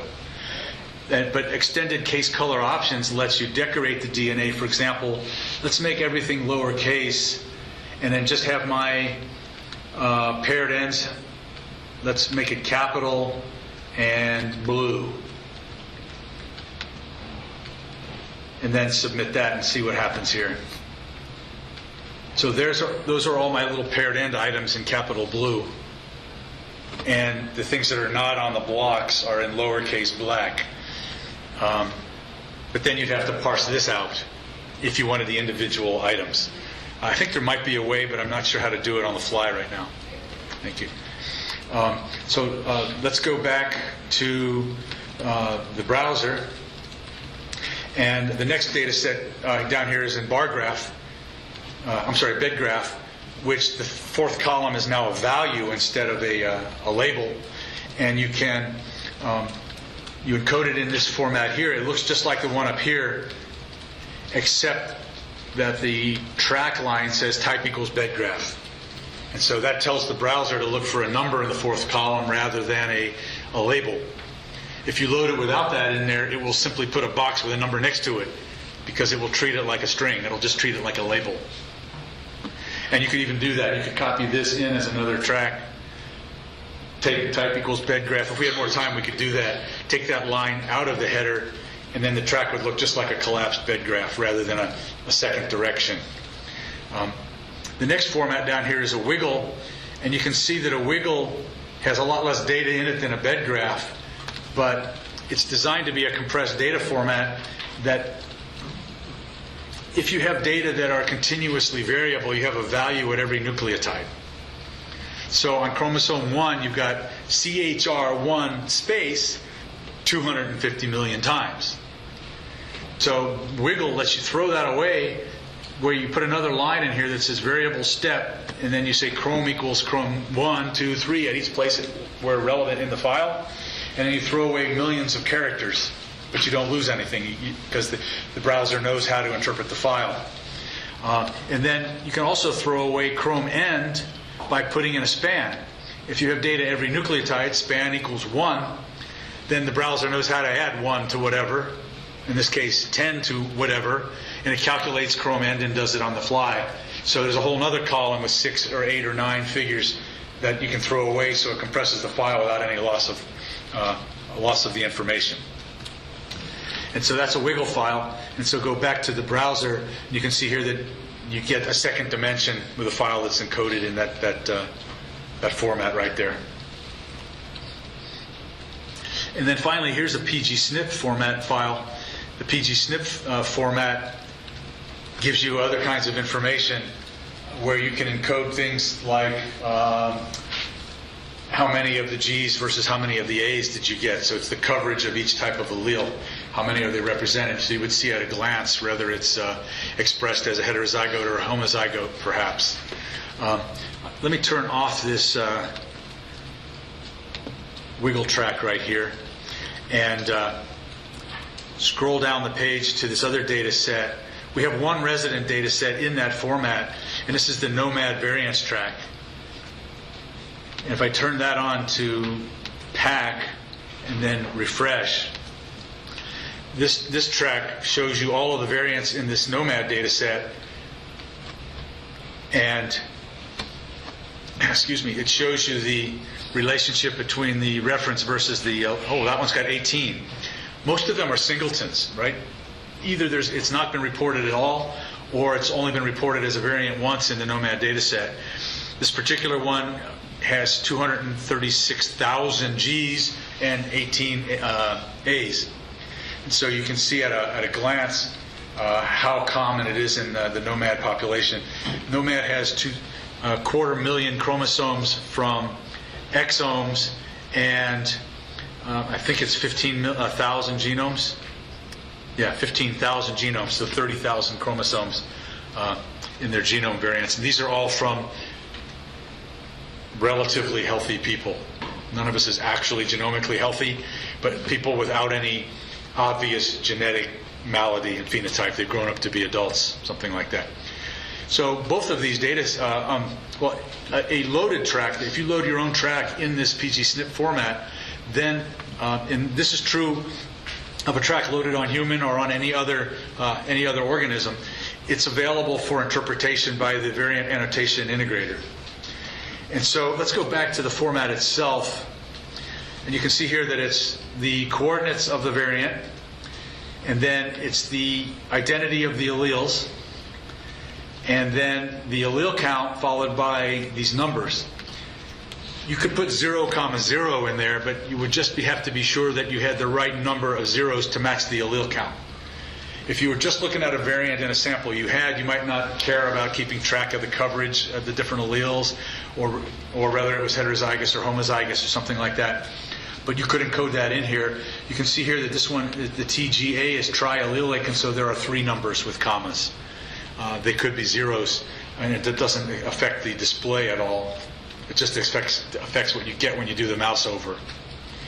If I switch back to the data set now, we can interpret these variants here. This one's a 6 base. Looks like it's a 6 base deletion because the bar is 6 bases wide, and the other allele is hyphen, so nothing there. And so let's go back to the browser and tools. Having trouble catching it. There we go, variant annotation integrator. And so any one of our data sets has a gene set. This is the one that we loaded. You can also load using HGVS or RSIDs if you want different variants. If on the organism you're looking at, there are data sets that are relevant, DNase hypersensitivity, transcription factor binding sites from a lot of different ENCODE projects, and SIFT and polyphen output here, as well as a number of other algorithms that help predict whether what's going to be the consequence. Is it damaging, probably damaging, or possibly damaging, or benign? And conservation scores, if you believe, as I do, that conservation implies functionality. I mean, it's been around in all of the vertebrate mammals forever. Must be doing something, right? So if you want, you could get a conservation score there that would help you interpret whether it was conserved or not. And then finally, the output. Let's go to HTML output so we can look at it on the screen. The default is to dump it to a format that's hard to read on the screen because the columns are all tab delimited and they don't line up very well. It's great if you dump it to a file, but not so good on the screen. And then get results. Say, yeah, okay. I won't amputate any limbs based on this data. And so the output gives you output for every isoform that's nearby. So this one variant here that ends in 1112 goes all the way down this list. You can see that it's annotated at a number of different genes, and it annotates the non-reference allele here. And if I scroll over, it shows you that it's near this gene, 1600. It's 9 bases from a gene, the one that was on the screen. This next variant is already in the database. It's got an RSID already. And finally, we get to one that's in the reading frame. It's in the third, let's see the titles here. Let's go to, it's in the third base. The third amino acid. It's in the 8th base of the reading frame. It changes valine to alanine. And SIFT says it's damaging. Polyphen says it's benign. So a little bit garbage in, garbage out from the algorithm point of view. If the algorithms don't agree with each other, you want to know that. Right? If they do agree with each other, that might give you more confidence that it really is benign or damaging. If they don't agree, then you might need to dig into the algorithm and try to figure out why. Or it's just a caveat. If you scroll down the screen, you can see the other different kinds of variants. Here's a weird one. It's a 3-base in-frame insertion that changes, that adds an arginine. And then here's the one that we looked at. It was the 6-base deletion that removes a serine and a threonine and leaves the arginine behind. So it's in the middle of, it's 6 bases, but it spans three codons, right? So it changes, weirdly, it leaves an arginine behind by reconstituting an arginine codon by putting the 3 nucleotides back together. And so all of that information comes to you then, helps you interpret your variants. It's upstream, somewhere on the page is a splice variant. If I search the page for the word splice, splice donor variant for one of them, so it's in one of the nucleotides right next to the exon. So let me go back now to the Genome browser itself. And I want to show you one of our newest data formats. Did I not write down? Okay, let's see if I can find it. So let's go to My Data, My Sessions.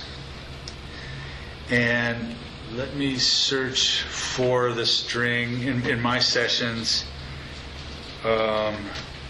LOLL. There it is. So we have a new data format we call Lollipop. And it uses a data set that comes from the TCGA project. And so in the KRAS gene, so if I just click on that, I can show you how to do it very quickly. You can load, remember I showed you how to load by going to My Data, My Sessions, Restore Settings, Username Example, and so forth. You can also use a shortcut version. If you go right up to the URL and erase everything after the first slash and just type an S, so genome.ucsc.edu/s/example, that's the username, and then HG38 underscore, what did I say it was? Lollipop, KRAS with a capital K. So any one of your sessions can be loaded directly that way as well. And if I spelled it right, so this shows you this data format. So it shows you how many times in the TCGA data set individual variants have been identified. So it's a C to T variant.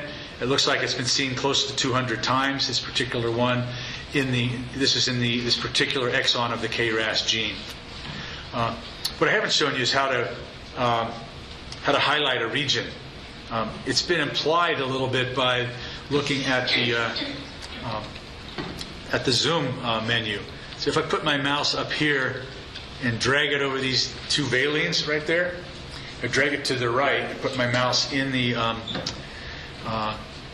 navigation bar at the top of the page, and then I put in add a highlight, I'll get a new highlight. I can even choose the color if I like. If I don't really like that particular shade, I can give it something like in a dark green shade here and add a highlight. Whoa! Did it break? Did I not select something right? Let's go in here again. Add highlight. Come on, Bob. One more time. There. I went to the green. I chose something dark in the green. Oh, I didn't hit the choose button. Sorry. Then hit an add highlight. So now we've got that green color. So as we scroll down, we can see the different gene sets turned on. And then if we zoom out, if you zoom out far enough, sometimes those highlights don't show up. So you need a darker color. You can pick a different exon. And so I believe this Lollipop format will be available in other data sets as well, that you'll be able to load them as a custom format yourself. So the handy use of being able to highlight things on the screen is if you scroll down and you're looking at other data sets, then you can still keep track of your register, keep track of your gene or your exon. Yes, ma'am? Will you eventually be able to load your own data and create your own lollipops? Yes, that's what I meant. It's going to. Well, the question was, will you be able to load your own data in Lollipop format? Yeah, that's on our to-do list. This was released just in the last month or so. This particular data set, and it was announced on the mailing list, on the Genome announced mailing list, so you can find it there. Oh, there it is. Okay, so I want to load another session now. For those of you who might have your own data to load, your own. Maybe I should ask before I go there, because we're down to our last 50 minutes. How many of you have or anticipate possibly having wiggle type data that you would want to upload into the browser that you'd be able to view? You'd be able to see it. I got a maybe and a yes. That's not an overwhelming let's go there. So I think maybe we won't go there. But we have a feature called Track Collection Builder, which lets you load your take your own data, and if you have multiple data sets all turned on at once, you can co-configure them all together in one set. But considering that wasn't an overwhelming, let's do that. Sorry to the two of you, I'm not gonna go there. Can I ask one question about that? Yes, of course. So, I think I might be in the wrong place, and I need to do something before this. Like, I don't know what a wiggle is, right? I'm an immunologist that gets stuff from bioinformaticians that are very good to me. Okay. So, if I have like a link to the Genome browser, and I've got 7 different T cell subsets that I've done ChIP-seq or ATAC-seq data on, right? And someone has already done all the uploading for me. Right. So, like, one very simple question that I haven't been able to figure out. All Okay. of those data sets all input at different, like, what the peaks have already been called for, like, the ATAC-seq. All of them are scaled differently. So when I'm looking at the data, I have no, like, I can't, it's so hard to output data and compare it. I don't know if maybe that's like a question that I should be figuring out on my own. This is Actually, that's a good question. That's where I was going to go with the wiggle data. But, like, I don't know. Okay, now we have a third person and a strident request. Okay, first of all, what's the wiggle data? Wiggle data are simply a second dimension data. They're data that give you a value at a coordinate level. And that's all it is. It's a file in a format. This data over here, this is in wiggle format right here. It's just a coordinate and a score at that coordinate. Big wig is just a condensed version of it. So any data that gives you a second dimension is already typically in wiggle format. So let's go to my data, my session. So let's go up to the URL and I'll just load it in here the fast way. So I type in s/example/collection. I think, let me copy that. I think it has no S on it. Okay, that figures. It does have an S. Collections. Couldn't find that either. Oh, I know, okay. It's HG19_collections. There we go. Okay, so this is a simple view of the same region we were looking at before with just 2 wiggle tracks turned on. So that's the kind of data you're talking about, right? Data that would look, but they may or may not be scaled together. Okay, so if we go to my data track collection builder, and see, this will work for your data as well as our data. These are just some resident data that we have.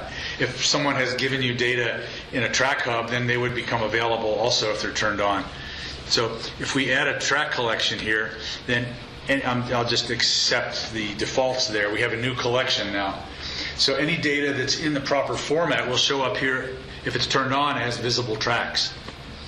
If you have data that are not turned on, there'll be a new blue bar group here. Somebody has given you data in a hub or something like that, there'll be a new blue bar group. If we add these data to the track collection, then it essentially takes those 2 data sets and puts them in a container together, makes a mini track hub on the fly, and gives you these data that have that same problem you just described, that they're not scaled together. The track collection builder lets you load all 10 tracks in there if you want, and then you can co-configure them. You can scale them all at once. By hitting the button on the left, let's go back before I do that. I'll point out that these numbers here, let me make the type a little bigger for you again. One of the things about using sessions is that sessions keep the text size that you were using, because it saves every parameter. So if you switch to bigger text and then you load a session, you might be back in smaller text form. So let's go back to text a little bit bigger, and you can see that this has auto-scaled to the top of the peak there. It's 684 and 604, so they're not in sync with each other. If you were trying to compare tumor to normal or something like that, you wouldn't want it to auto-scale. So if you click on the left side here, you can turn off auto-scale and say just set the viewing range yourself. You can set it to a maximum of 100, because that's what the original tracks were set at. You can make the track taller by making it 60 and then submit that. And now you have 2 tracks that are scaled together. If you had 10 tracks, they would all be scaled together. So you can configure them all at once. The original data sets are down here. They had, that's the same value, the same data, but scrunched together at the bottom of the screen. Now, one thing cool that you get out of track collections that you didn't have before, I mean, I know you were talking about the difficulty of configuring each track one by one, but that at least is doable. You can do that if you've got the patience. What you can't do, what you couldn't do before, is you can now subtract these tracks from each other and superimpose them on the same set of axes. So if I click into the configuration button here and change the merge method, change it to transparent, and then hit submit, now they're loaded on the same set of axes, and you can see that the green one shows up where there's no signal from the brown cell line. The brown shows up where there's no signal, and they add together in the black where there's signal from both. So you can compare multiple data sets. You can pile 6 of them on there together, and get a variety of colors as they add to each other. You can go back to the collection then and go to subtract. You need to change the viewing range here. You need to include negative to give you room for negative values when one of them is lower than the other. And let's double the track height so that we're at the same scale we were before, and submit. And now you can see that it has subtracted the green from the brown. And so where green had a value and brown did not, you have a negative result. And so if you were subtracting tumor from normal, one would be where there is tumor has a signal, it would be in the negative, and where normal has a signal, it would be in the positive. So that's a little bit of functionality then, where you can add wiggle tracks together, you can subtract them, and so forth. One thing about the browser is we have a lot of different genomes. We have human and mouse, and I've mentioned a bunch of them, but I haven't gone to any of the other genomes. So we have FGF13 and MCF2 and ATP11C on the screen here. And you can, if you want, go conveniently using genome homology from one genome to the next. If I could keep this view in other genomes, the convert link right here lets you jump directly to HG38, for example, and you hit submit here, and it shows you that we're on chromosome X again, and now we have the same genes that were in the window before on human, and we now have access to data sets that are mapped to HG38. This new data set that we loaded in lollipop format is on HG38 only, and it's called GDC, I think. There it is, GDC cancer. We have some debate about whether it should have been called that, because GDC is a consortium of multiple different projects, and it's, I don't even know what the acronym stands for. Genomic Data Commons. Genomic Data Commons for cancer data. At the moment, all we have is TCGA data in there. And that's the only data, one of the only data sets I know of that are on HG38 and not HG19, which helps explain why most people on human are still using HG19, because it's more useful. There's a lot of data sets there that haven't been lifted. If you find data on 19 that you would like to see lifted to HG38, let us know.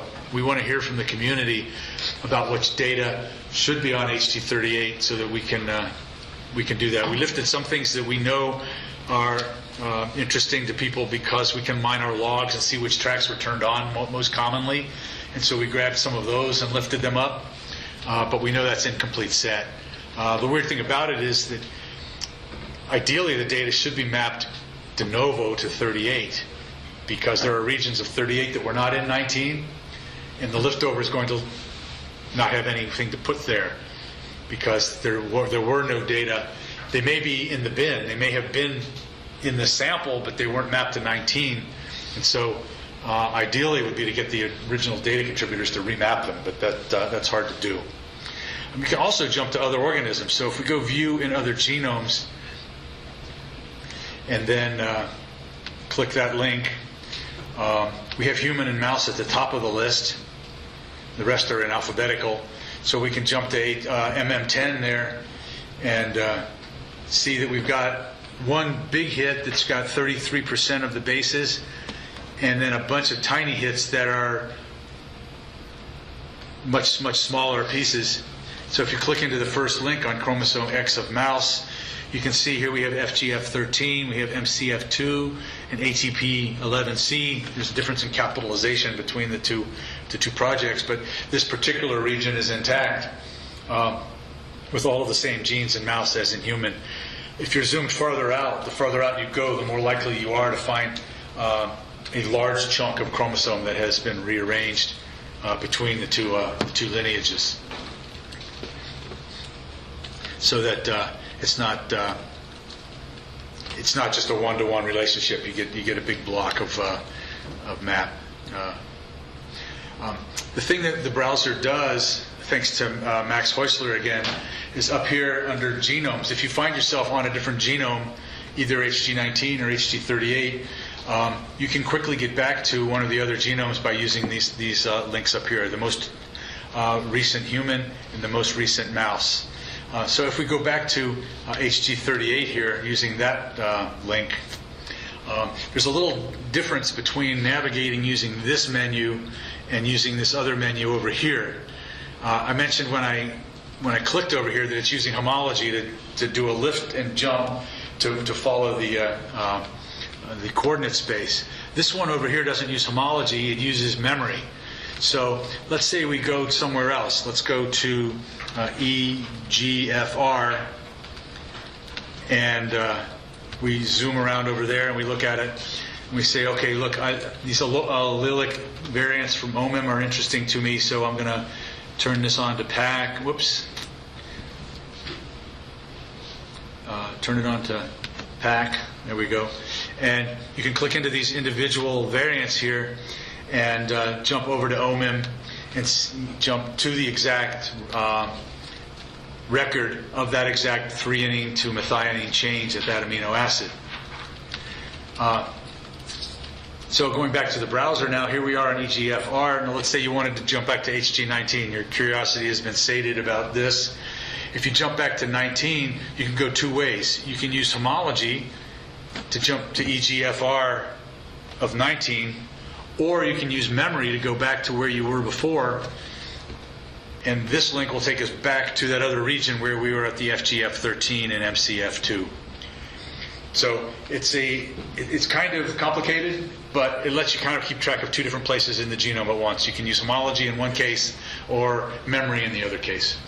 The best thing to do about memory is simply to create a session for yourself and keep track of that. Now, I've been using username example, but if I sign out there, you can create an account yourself. Or if you like, you could log in. I think I created one called Hutch 2019 and password Genome, where if you wanted to, username or password, maybe I didn't do that because we were down to only 3 hours. Yeah, okay, I did not create one for you because we only have 3 hours. Didn't have a lot of time, for example, to save sessions ourselves and so forth. So what you would need to do then is to sign up for an account. It's the only place on the browser where where we ask you for any kind of login, because that's the only way we can keep track of your stuff. If you wanted to keep track of a session for yourself, then you need to be able to log in and have it associated with a password with your name so you can keep it private or share it with somebody else. So I want to click back to the browser using the browser link again, and I want to show you back on that other page the second URL on the mini handout here. I want to show you another format that we have called Interact. So at the bottom of this list is interacttrack.txt, and I want to just grab all of the content from that page and jump back to the browser, go to My Data Custom Tracks, and just load that into the window right there. And it'll be more, you'll see where I'm going with it when we see it. And we'll click into this position link right here. And it shows you that we have a new data format called Interact, which lets you describe the relationship between two spots on the genome. So you can, if you identify one place as an enhancer of another place, you can link them to each other using this Interact format. We have a data track that's in this this format as well, called GeneHancer. So I'm going to just type Hancer here, see if I can find it on the page. So there's the GeneHancer track that's in this format, which is a project out of the Weizmann Institute in Israel that has accumulated a compendium of data sets in this format. So if I turn this on to full and refresh, let's turn this track collection off. And you can see here, so here's a GeneHancer track that has, let's drag it to the top of the page. That's another feature I haven't shown you yet, that any track, if you put your mouse over the left side of the track here, you can drag it up and down on the page and reorder the tracks. So if we, this is what it looks like if the other end of the item is off screen. If you have both ends of the item on screen, then you get a curve. So if we zoom out by a factor of 10, you can see here that this one becomes a tinier arc, and this one that was on the screen here links back to this other location. So there's a gene here, LRRK2, where this regulatory element right here, let me highlight it for you so it's easier to keep track of, is associated to some element over here that is an enhancer element of the gene. So you can click into this item, and there's the source and the target, and best of all, you can click through to gene cards and find out more information about it. So it's a promoter and enhancer. It comes from a number of different sources, and I haven't spent any time over here on their site, but they got a ton of information about support for their contention that that particular spot is an enhancer of that gene. So I'm going to crash that, go back to the browser then. And so this format is available to you in this one data track that shows you where all the enhancers are. It'll also link to enhancers that are on other chromosomes. And it's also useful for loading the relationship between two spots of the genome. If you think one region, you just want to keep track of one region or another region, that they're related to each other. We have a new format coming that's going to be useful for close range, like 3C and 5C type chromatin conformation capture data that will handle data that are much denser than this. This format is for data that are kilobases in size relative to each other. The other one will handle data that's much more closely packed.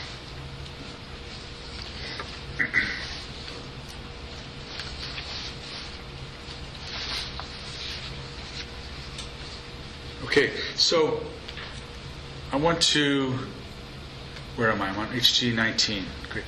Let's hide all. And one thing I never did do when I loaded custom tracks or track collection is to show you that when you load custom tracks, you get your own blue bar group right here, where your own data are available to you. And a track collection is a hub, so you can disconnect a hub simply by clicking on the blue bar group. If we go over to My Data Track Hubs, this is a page full of data that have been provided for you from people at other places in the world, not at UCSC, that is a massive compendium of other data. Up here at the top of the page, the Blueprint Epigenomics Data Hub is a massive compendium of data on this is on HT38. There's another roadmap. If I just search the page for the word roadmap, map, there it is. See if I have more than one roadmap. There it is. Oh, roadmap epigenomics data. These are curated by in a hub by Ting Wong at WashU in St. Louis, and it's a nice way to get at. It's in code-like data, and it's in code-like in its scope as well as a huge compendium of data. Let's just connect Ting's hub there, and we'll just go back straight to the. Let's go to the browser. And you can see that here's my custom track. Let me get rid of my custom track here. Click on original, remove the track. And you can see here that his new blue bar group here has 6, 12, 14 tracks. And some of these tracks have multiple data sets within them.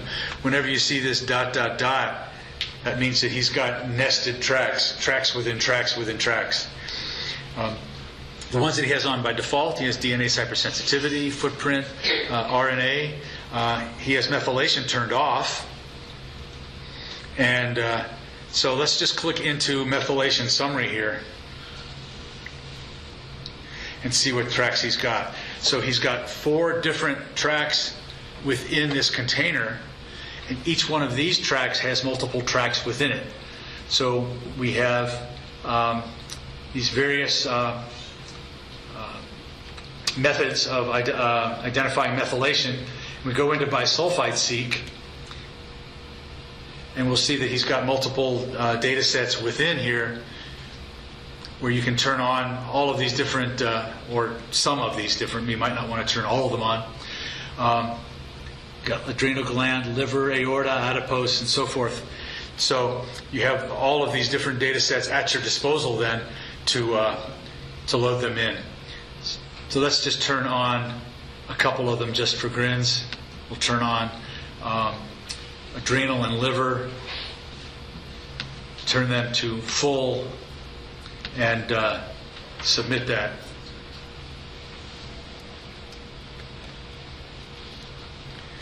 And so here's the bisulfite seq. And I guess we've turned on both tracks so that we have the signal here for both cell lines superimposed on the same data set here. So there's a bewildering, overwhelming amount of data available on these track hubs. So if we go back to My Data Track Hubs, you can also search this page for the word plants and find a track hub that my colleague Hiram Clausen built. He's got Arabidopsis, Brassica, and that's rapeseed, and ricin, which is hemlock. And he built those as a proof of concept when he built the original functionality of being able to load a track hub. And so if you connect the plant hub, then you go back to Genome's link here, we have a new hub here separate from the phylogenetic tree. We don't attempt to try to figure out where it would live in the phylogenetic tree there.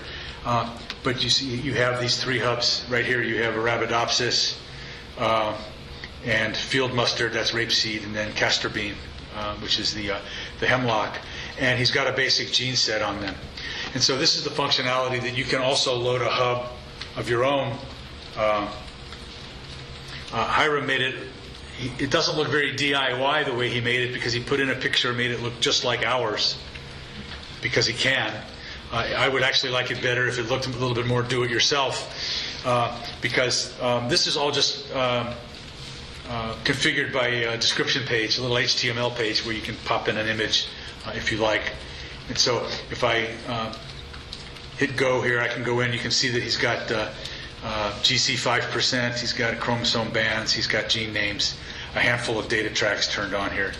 So if you had data of your own that mapped to Arabidopsis, you could load them in here as a custom track. You can load your own data into an assembly hub. You can build your own BLAT server if you like and put that onto an assembly hub. But I'm not going to try to show you any of that right now. But if you are interested in doing that, let's see, under Downloads, Genome Browser Store, I'm having trouble keeping that right there, is the link to where you would download a copy of the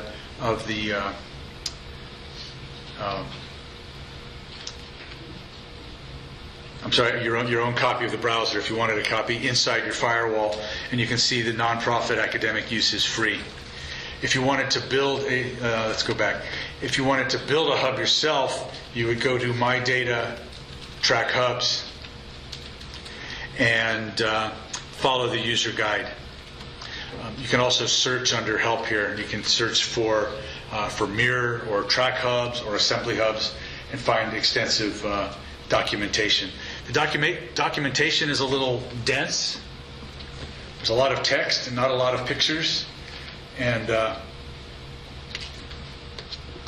but it's available for anybody to load your own data into the browser. So if I click forward into Genome Browser again,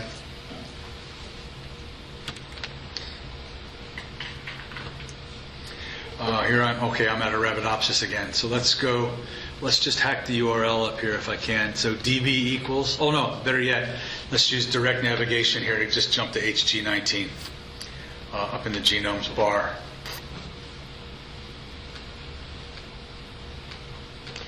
And I will disconnect Ting's hub.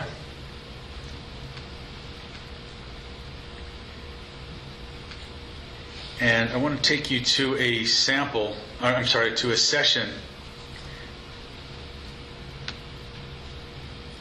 Once again, using username example HG19 underscore CHR2 chimp. And then browser.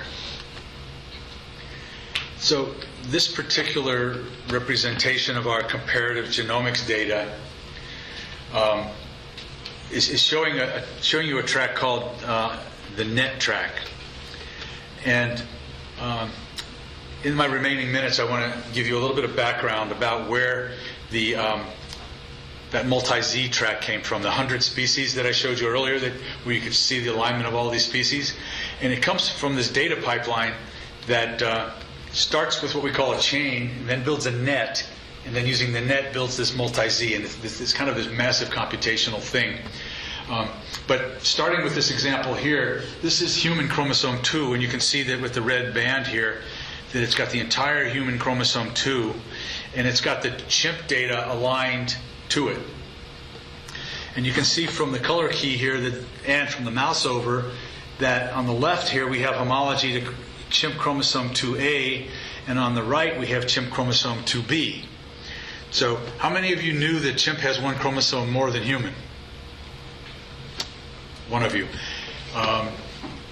Among those one of you, how many of you knew that they used to be called chimp chromosome 12 and 13, but now they're called 2A and 2B?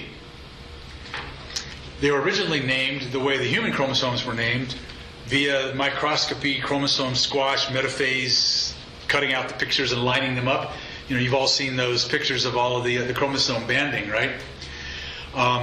There was one more in chimp than there was in human. Well, after they got the genomes done, it turns out that the chromosomes of chimp that were numbered 12 and 13 aligned to human, chromosome 2. And here's what it looks like when you do the bioinformatic alignment of them. You can see that there's a big long chunk of homology and then another big long chunk of homology. They renamed the chromosomes 2A and 2B so that they would be back in register, so that 3 was still the same as 3. Because prior to that, human chromosome 3 matched the second biggest chimp, because it was the second one was split into 12 and 13. So everything got out of phase. And so when you align all of chimp to human, you get a bunch of big blocks where there's big chunks of alignment that match pretty well.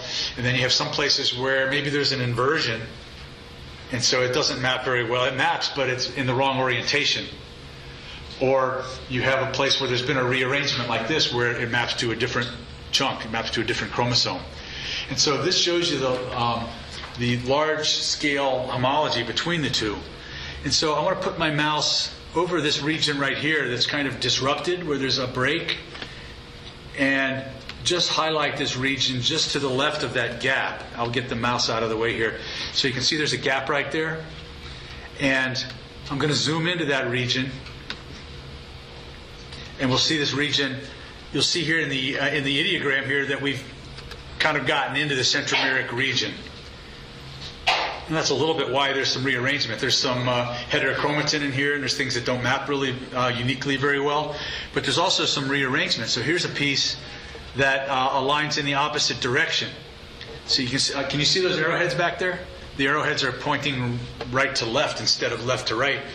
And so what this algorithm does is it finds all of the alignment blocks, and then it chains together any alignment block that's in the same order and orientation in the two organisms. If it's in the same order but the wrong orientation, it doesn't get chained in, and it gets left out. And so what that is essentially doing is it's identifying a backbone of the common ancestor, stuff that hasn't changed since the last common ancestor. So if something has changed in either lineage, like a rearrangement or an inversion, then it gets left out of that backbone and it doesn't get chained together. And so what we do then is we take the best chain, the longest chain, and put it at the top level. And then we look for other pieces to fill in below. And so here's a place where the big chain that went across 2/3 of chromosome 2 has a gap in it, but it's nicely filled by a piece of this other chain, which itself has a gap in it, and then it's filled in by another little piece that represents a rearrangement or an inversion or some kind of translocation or something like that. If it's from another chromosome, it's in a different color, so you can see that at a glance. So this region has had some rearrangement in one lineage or the other since the event that caused 2 chromosomes in chimp and 1 chromosome in human. Now, there's 2 different ways you can get that phenomenon. You could either have the common ancestor had 1 chromosome and it broke, and now you have 2 in chimp. Or the common ancestor had 2 chromosomes and they fused, and giving you 1 in human. And you can't tell by looking at the browser at this bioinformatic display which is which. It just shows you that those 2 chimp chromosomes align here to human. But if we go and we zoom out by a factor of 10, and then let's drag it over here a little bit. Whoops, missed. Drag it from right to left. You see there's another place on the genome over here where there's another bit of rearrangement going on the right arm of, on the Q arm over here of chromosome 2. If I zoom into this region here, you can see once again that there's a bunch of rearrangement in that region where there's some blocks that took place. What this is let's go to View in Other Genomes and jump to the chimp genome, and then jump to the biggest hit. You'll see that we're right here at this big gap. Oh, that's the wrong genome. So let's go View. I don't know why, but this particular chimp genome doesn't have... Oh, okay. Let's jump to 5. They did not annotate the centromere in the latest chimp assembly. So here it is. That represents the place where there was a centromere in the chimp chromosome but it disappeared in the human, because what happens if you have a fusion? If you have a fusion of two chromosomes, you have a dicentric chromosome, and that's a mess. Right? You try to go through mitosis and meiosis and try to draw your figures. Sometimes the two chromosomes get pulled apart and you get a breakage. And so there's a big barrier to reproduction right there. And so the centromere of chimp disappeared in human. So let's go back to human chromosome 19 and zoom out 100x, make a great big chunk of it again. And go into this one data track over here and look at it bioinformatically. Let's look at gorilla net in full and orangutan net in full. If we do that and go back to submit here, you can see that you've got the same situation in gorilla and orangutan as you had in chimp. So if you had seen that even before following up on this rearrangement region, you'd be faced with the dilemma of your scenario: is it a fusion or is it a split? If it was a broken chromosome in chimp, it was also a broken chromosome in orangutan and also a broken chromosome in gorilla. So if the OR chromosome, the original chromosome, was complete as a single chromosome, you are hypothesizing 3 separate splitting events in 3 separate lineages. Right, which is problematic. So if you look at this, then you reach the conclusion that having 2 chromosomes that fuse is the most likely explanation, because then nothing has to change except the one thing that changed in human. And so the algorithm that generates this net track is kind of useful for exploring phylogenetics. And it's also the raw material for the data that we use to build the one-to-one relationship between the genomes down here in the comparative genomics, in the conservation track. If I just turn this on to full, then you see the conservation track that incorporates the data from these 3 as well as from 97 other, all of chromosome 2. Boy, I'm surprised it ever redrew. Oh, okay, because we only have 8 of them turned on now. You can see that at this resolution, we've got a lot of stuff. I'm going to zoom into a small chunk here instead. And so you can see here that as you get away from human, the conservation falls off in the same pattern that we saw earlier when we saw only the SOD1 gene. Okay, and so with that, I want to thank you for listening. No, thank you for not more questions. And I don't know, maybe I take responsibility for talking in such a breathless rush that I didn't give you a chance to think about. You get a question formulated, and next thing you know, I'm talking about something else. And if that's what happened, I apologize. I do refer you to our training page, our training videos, where it goes more deeply into some of the features of the browser, and to our mailing list, where my colleagues will give you answers to the questions. If you get in the middle of using the browser and you have a question, we'll get back to you within a day or 2 typically. So with that, thanks for your attention, and I'm open for more questions. Thank you.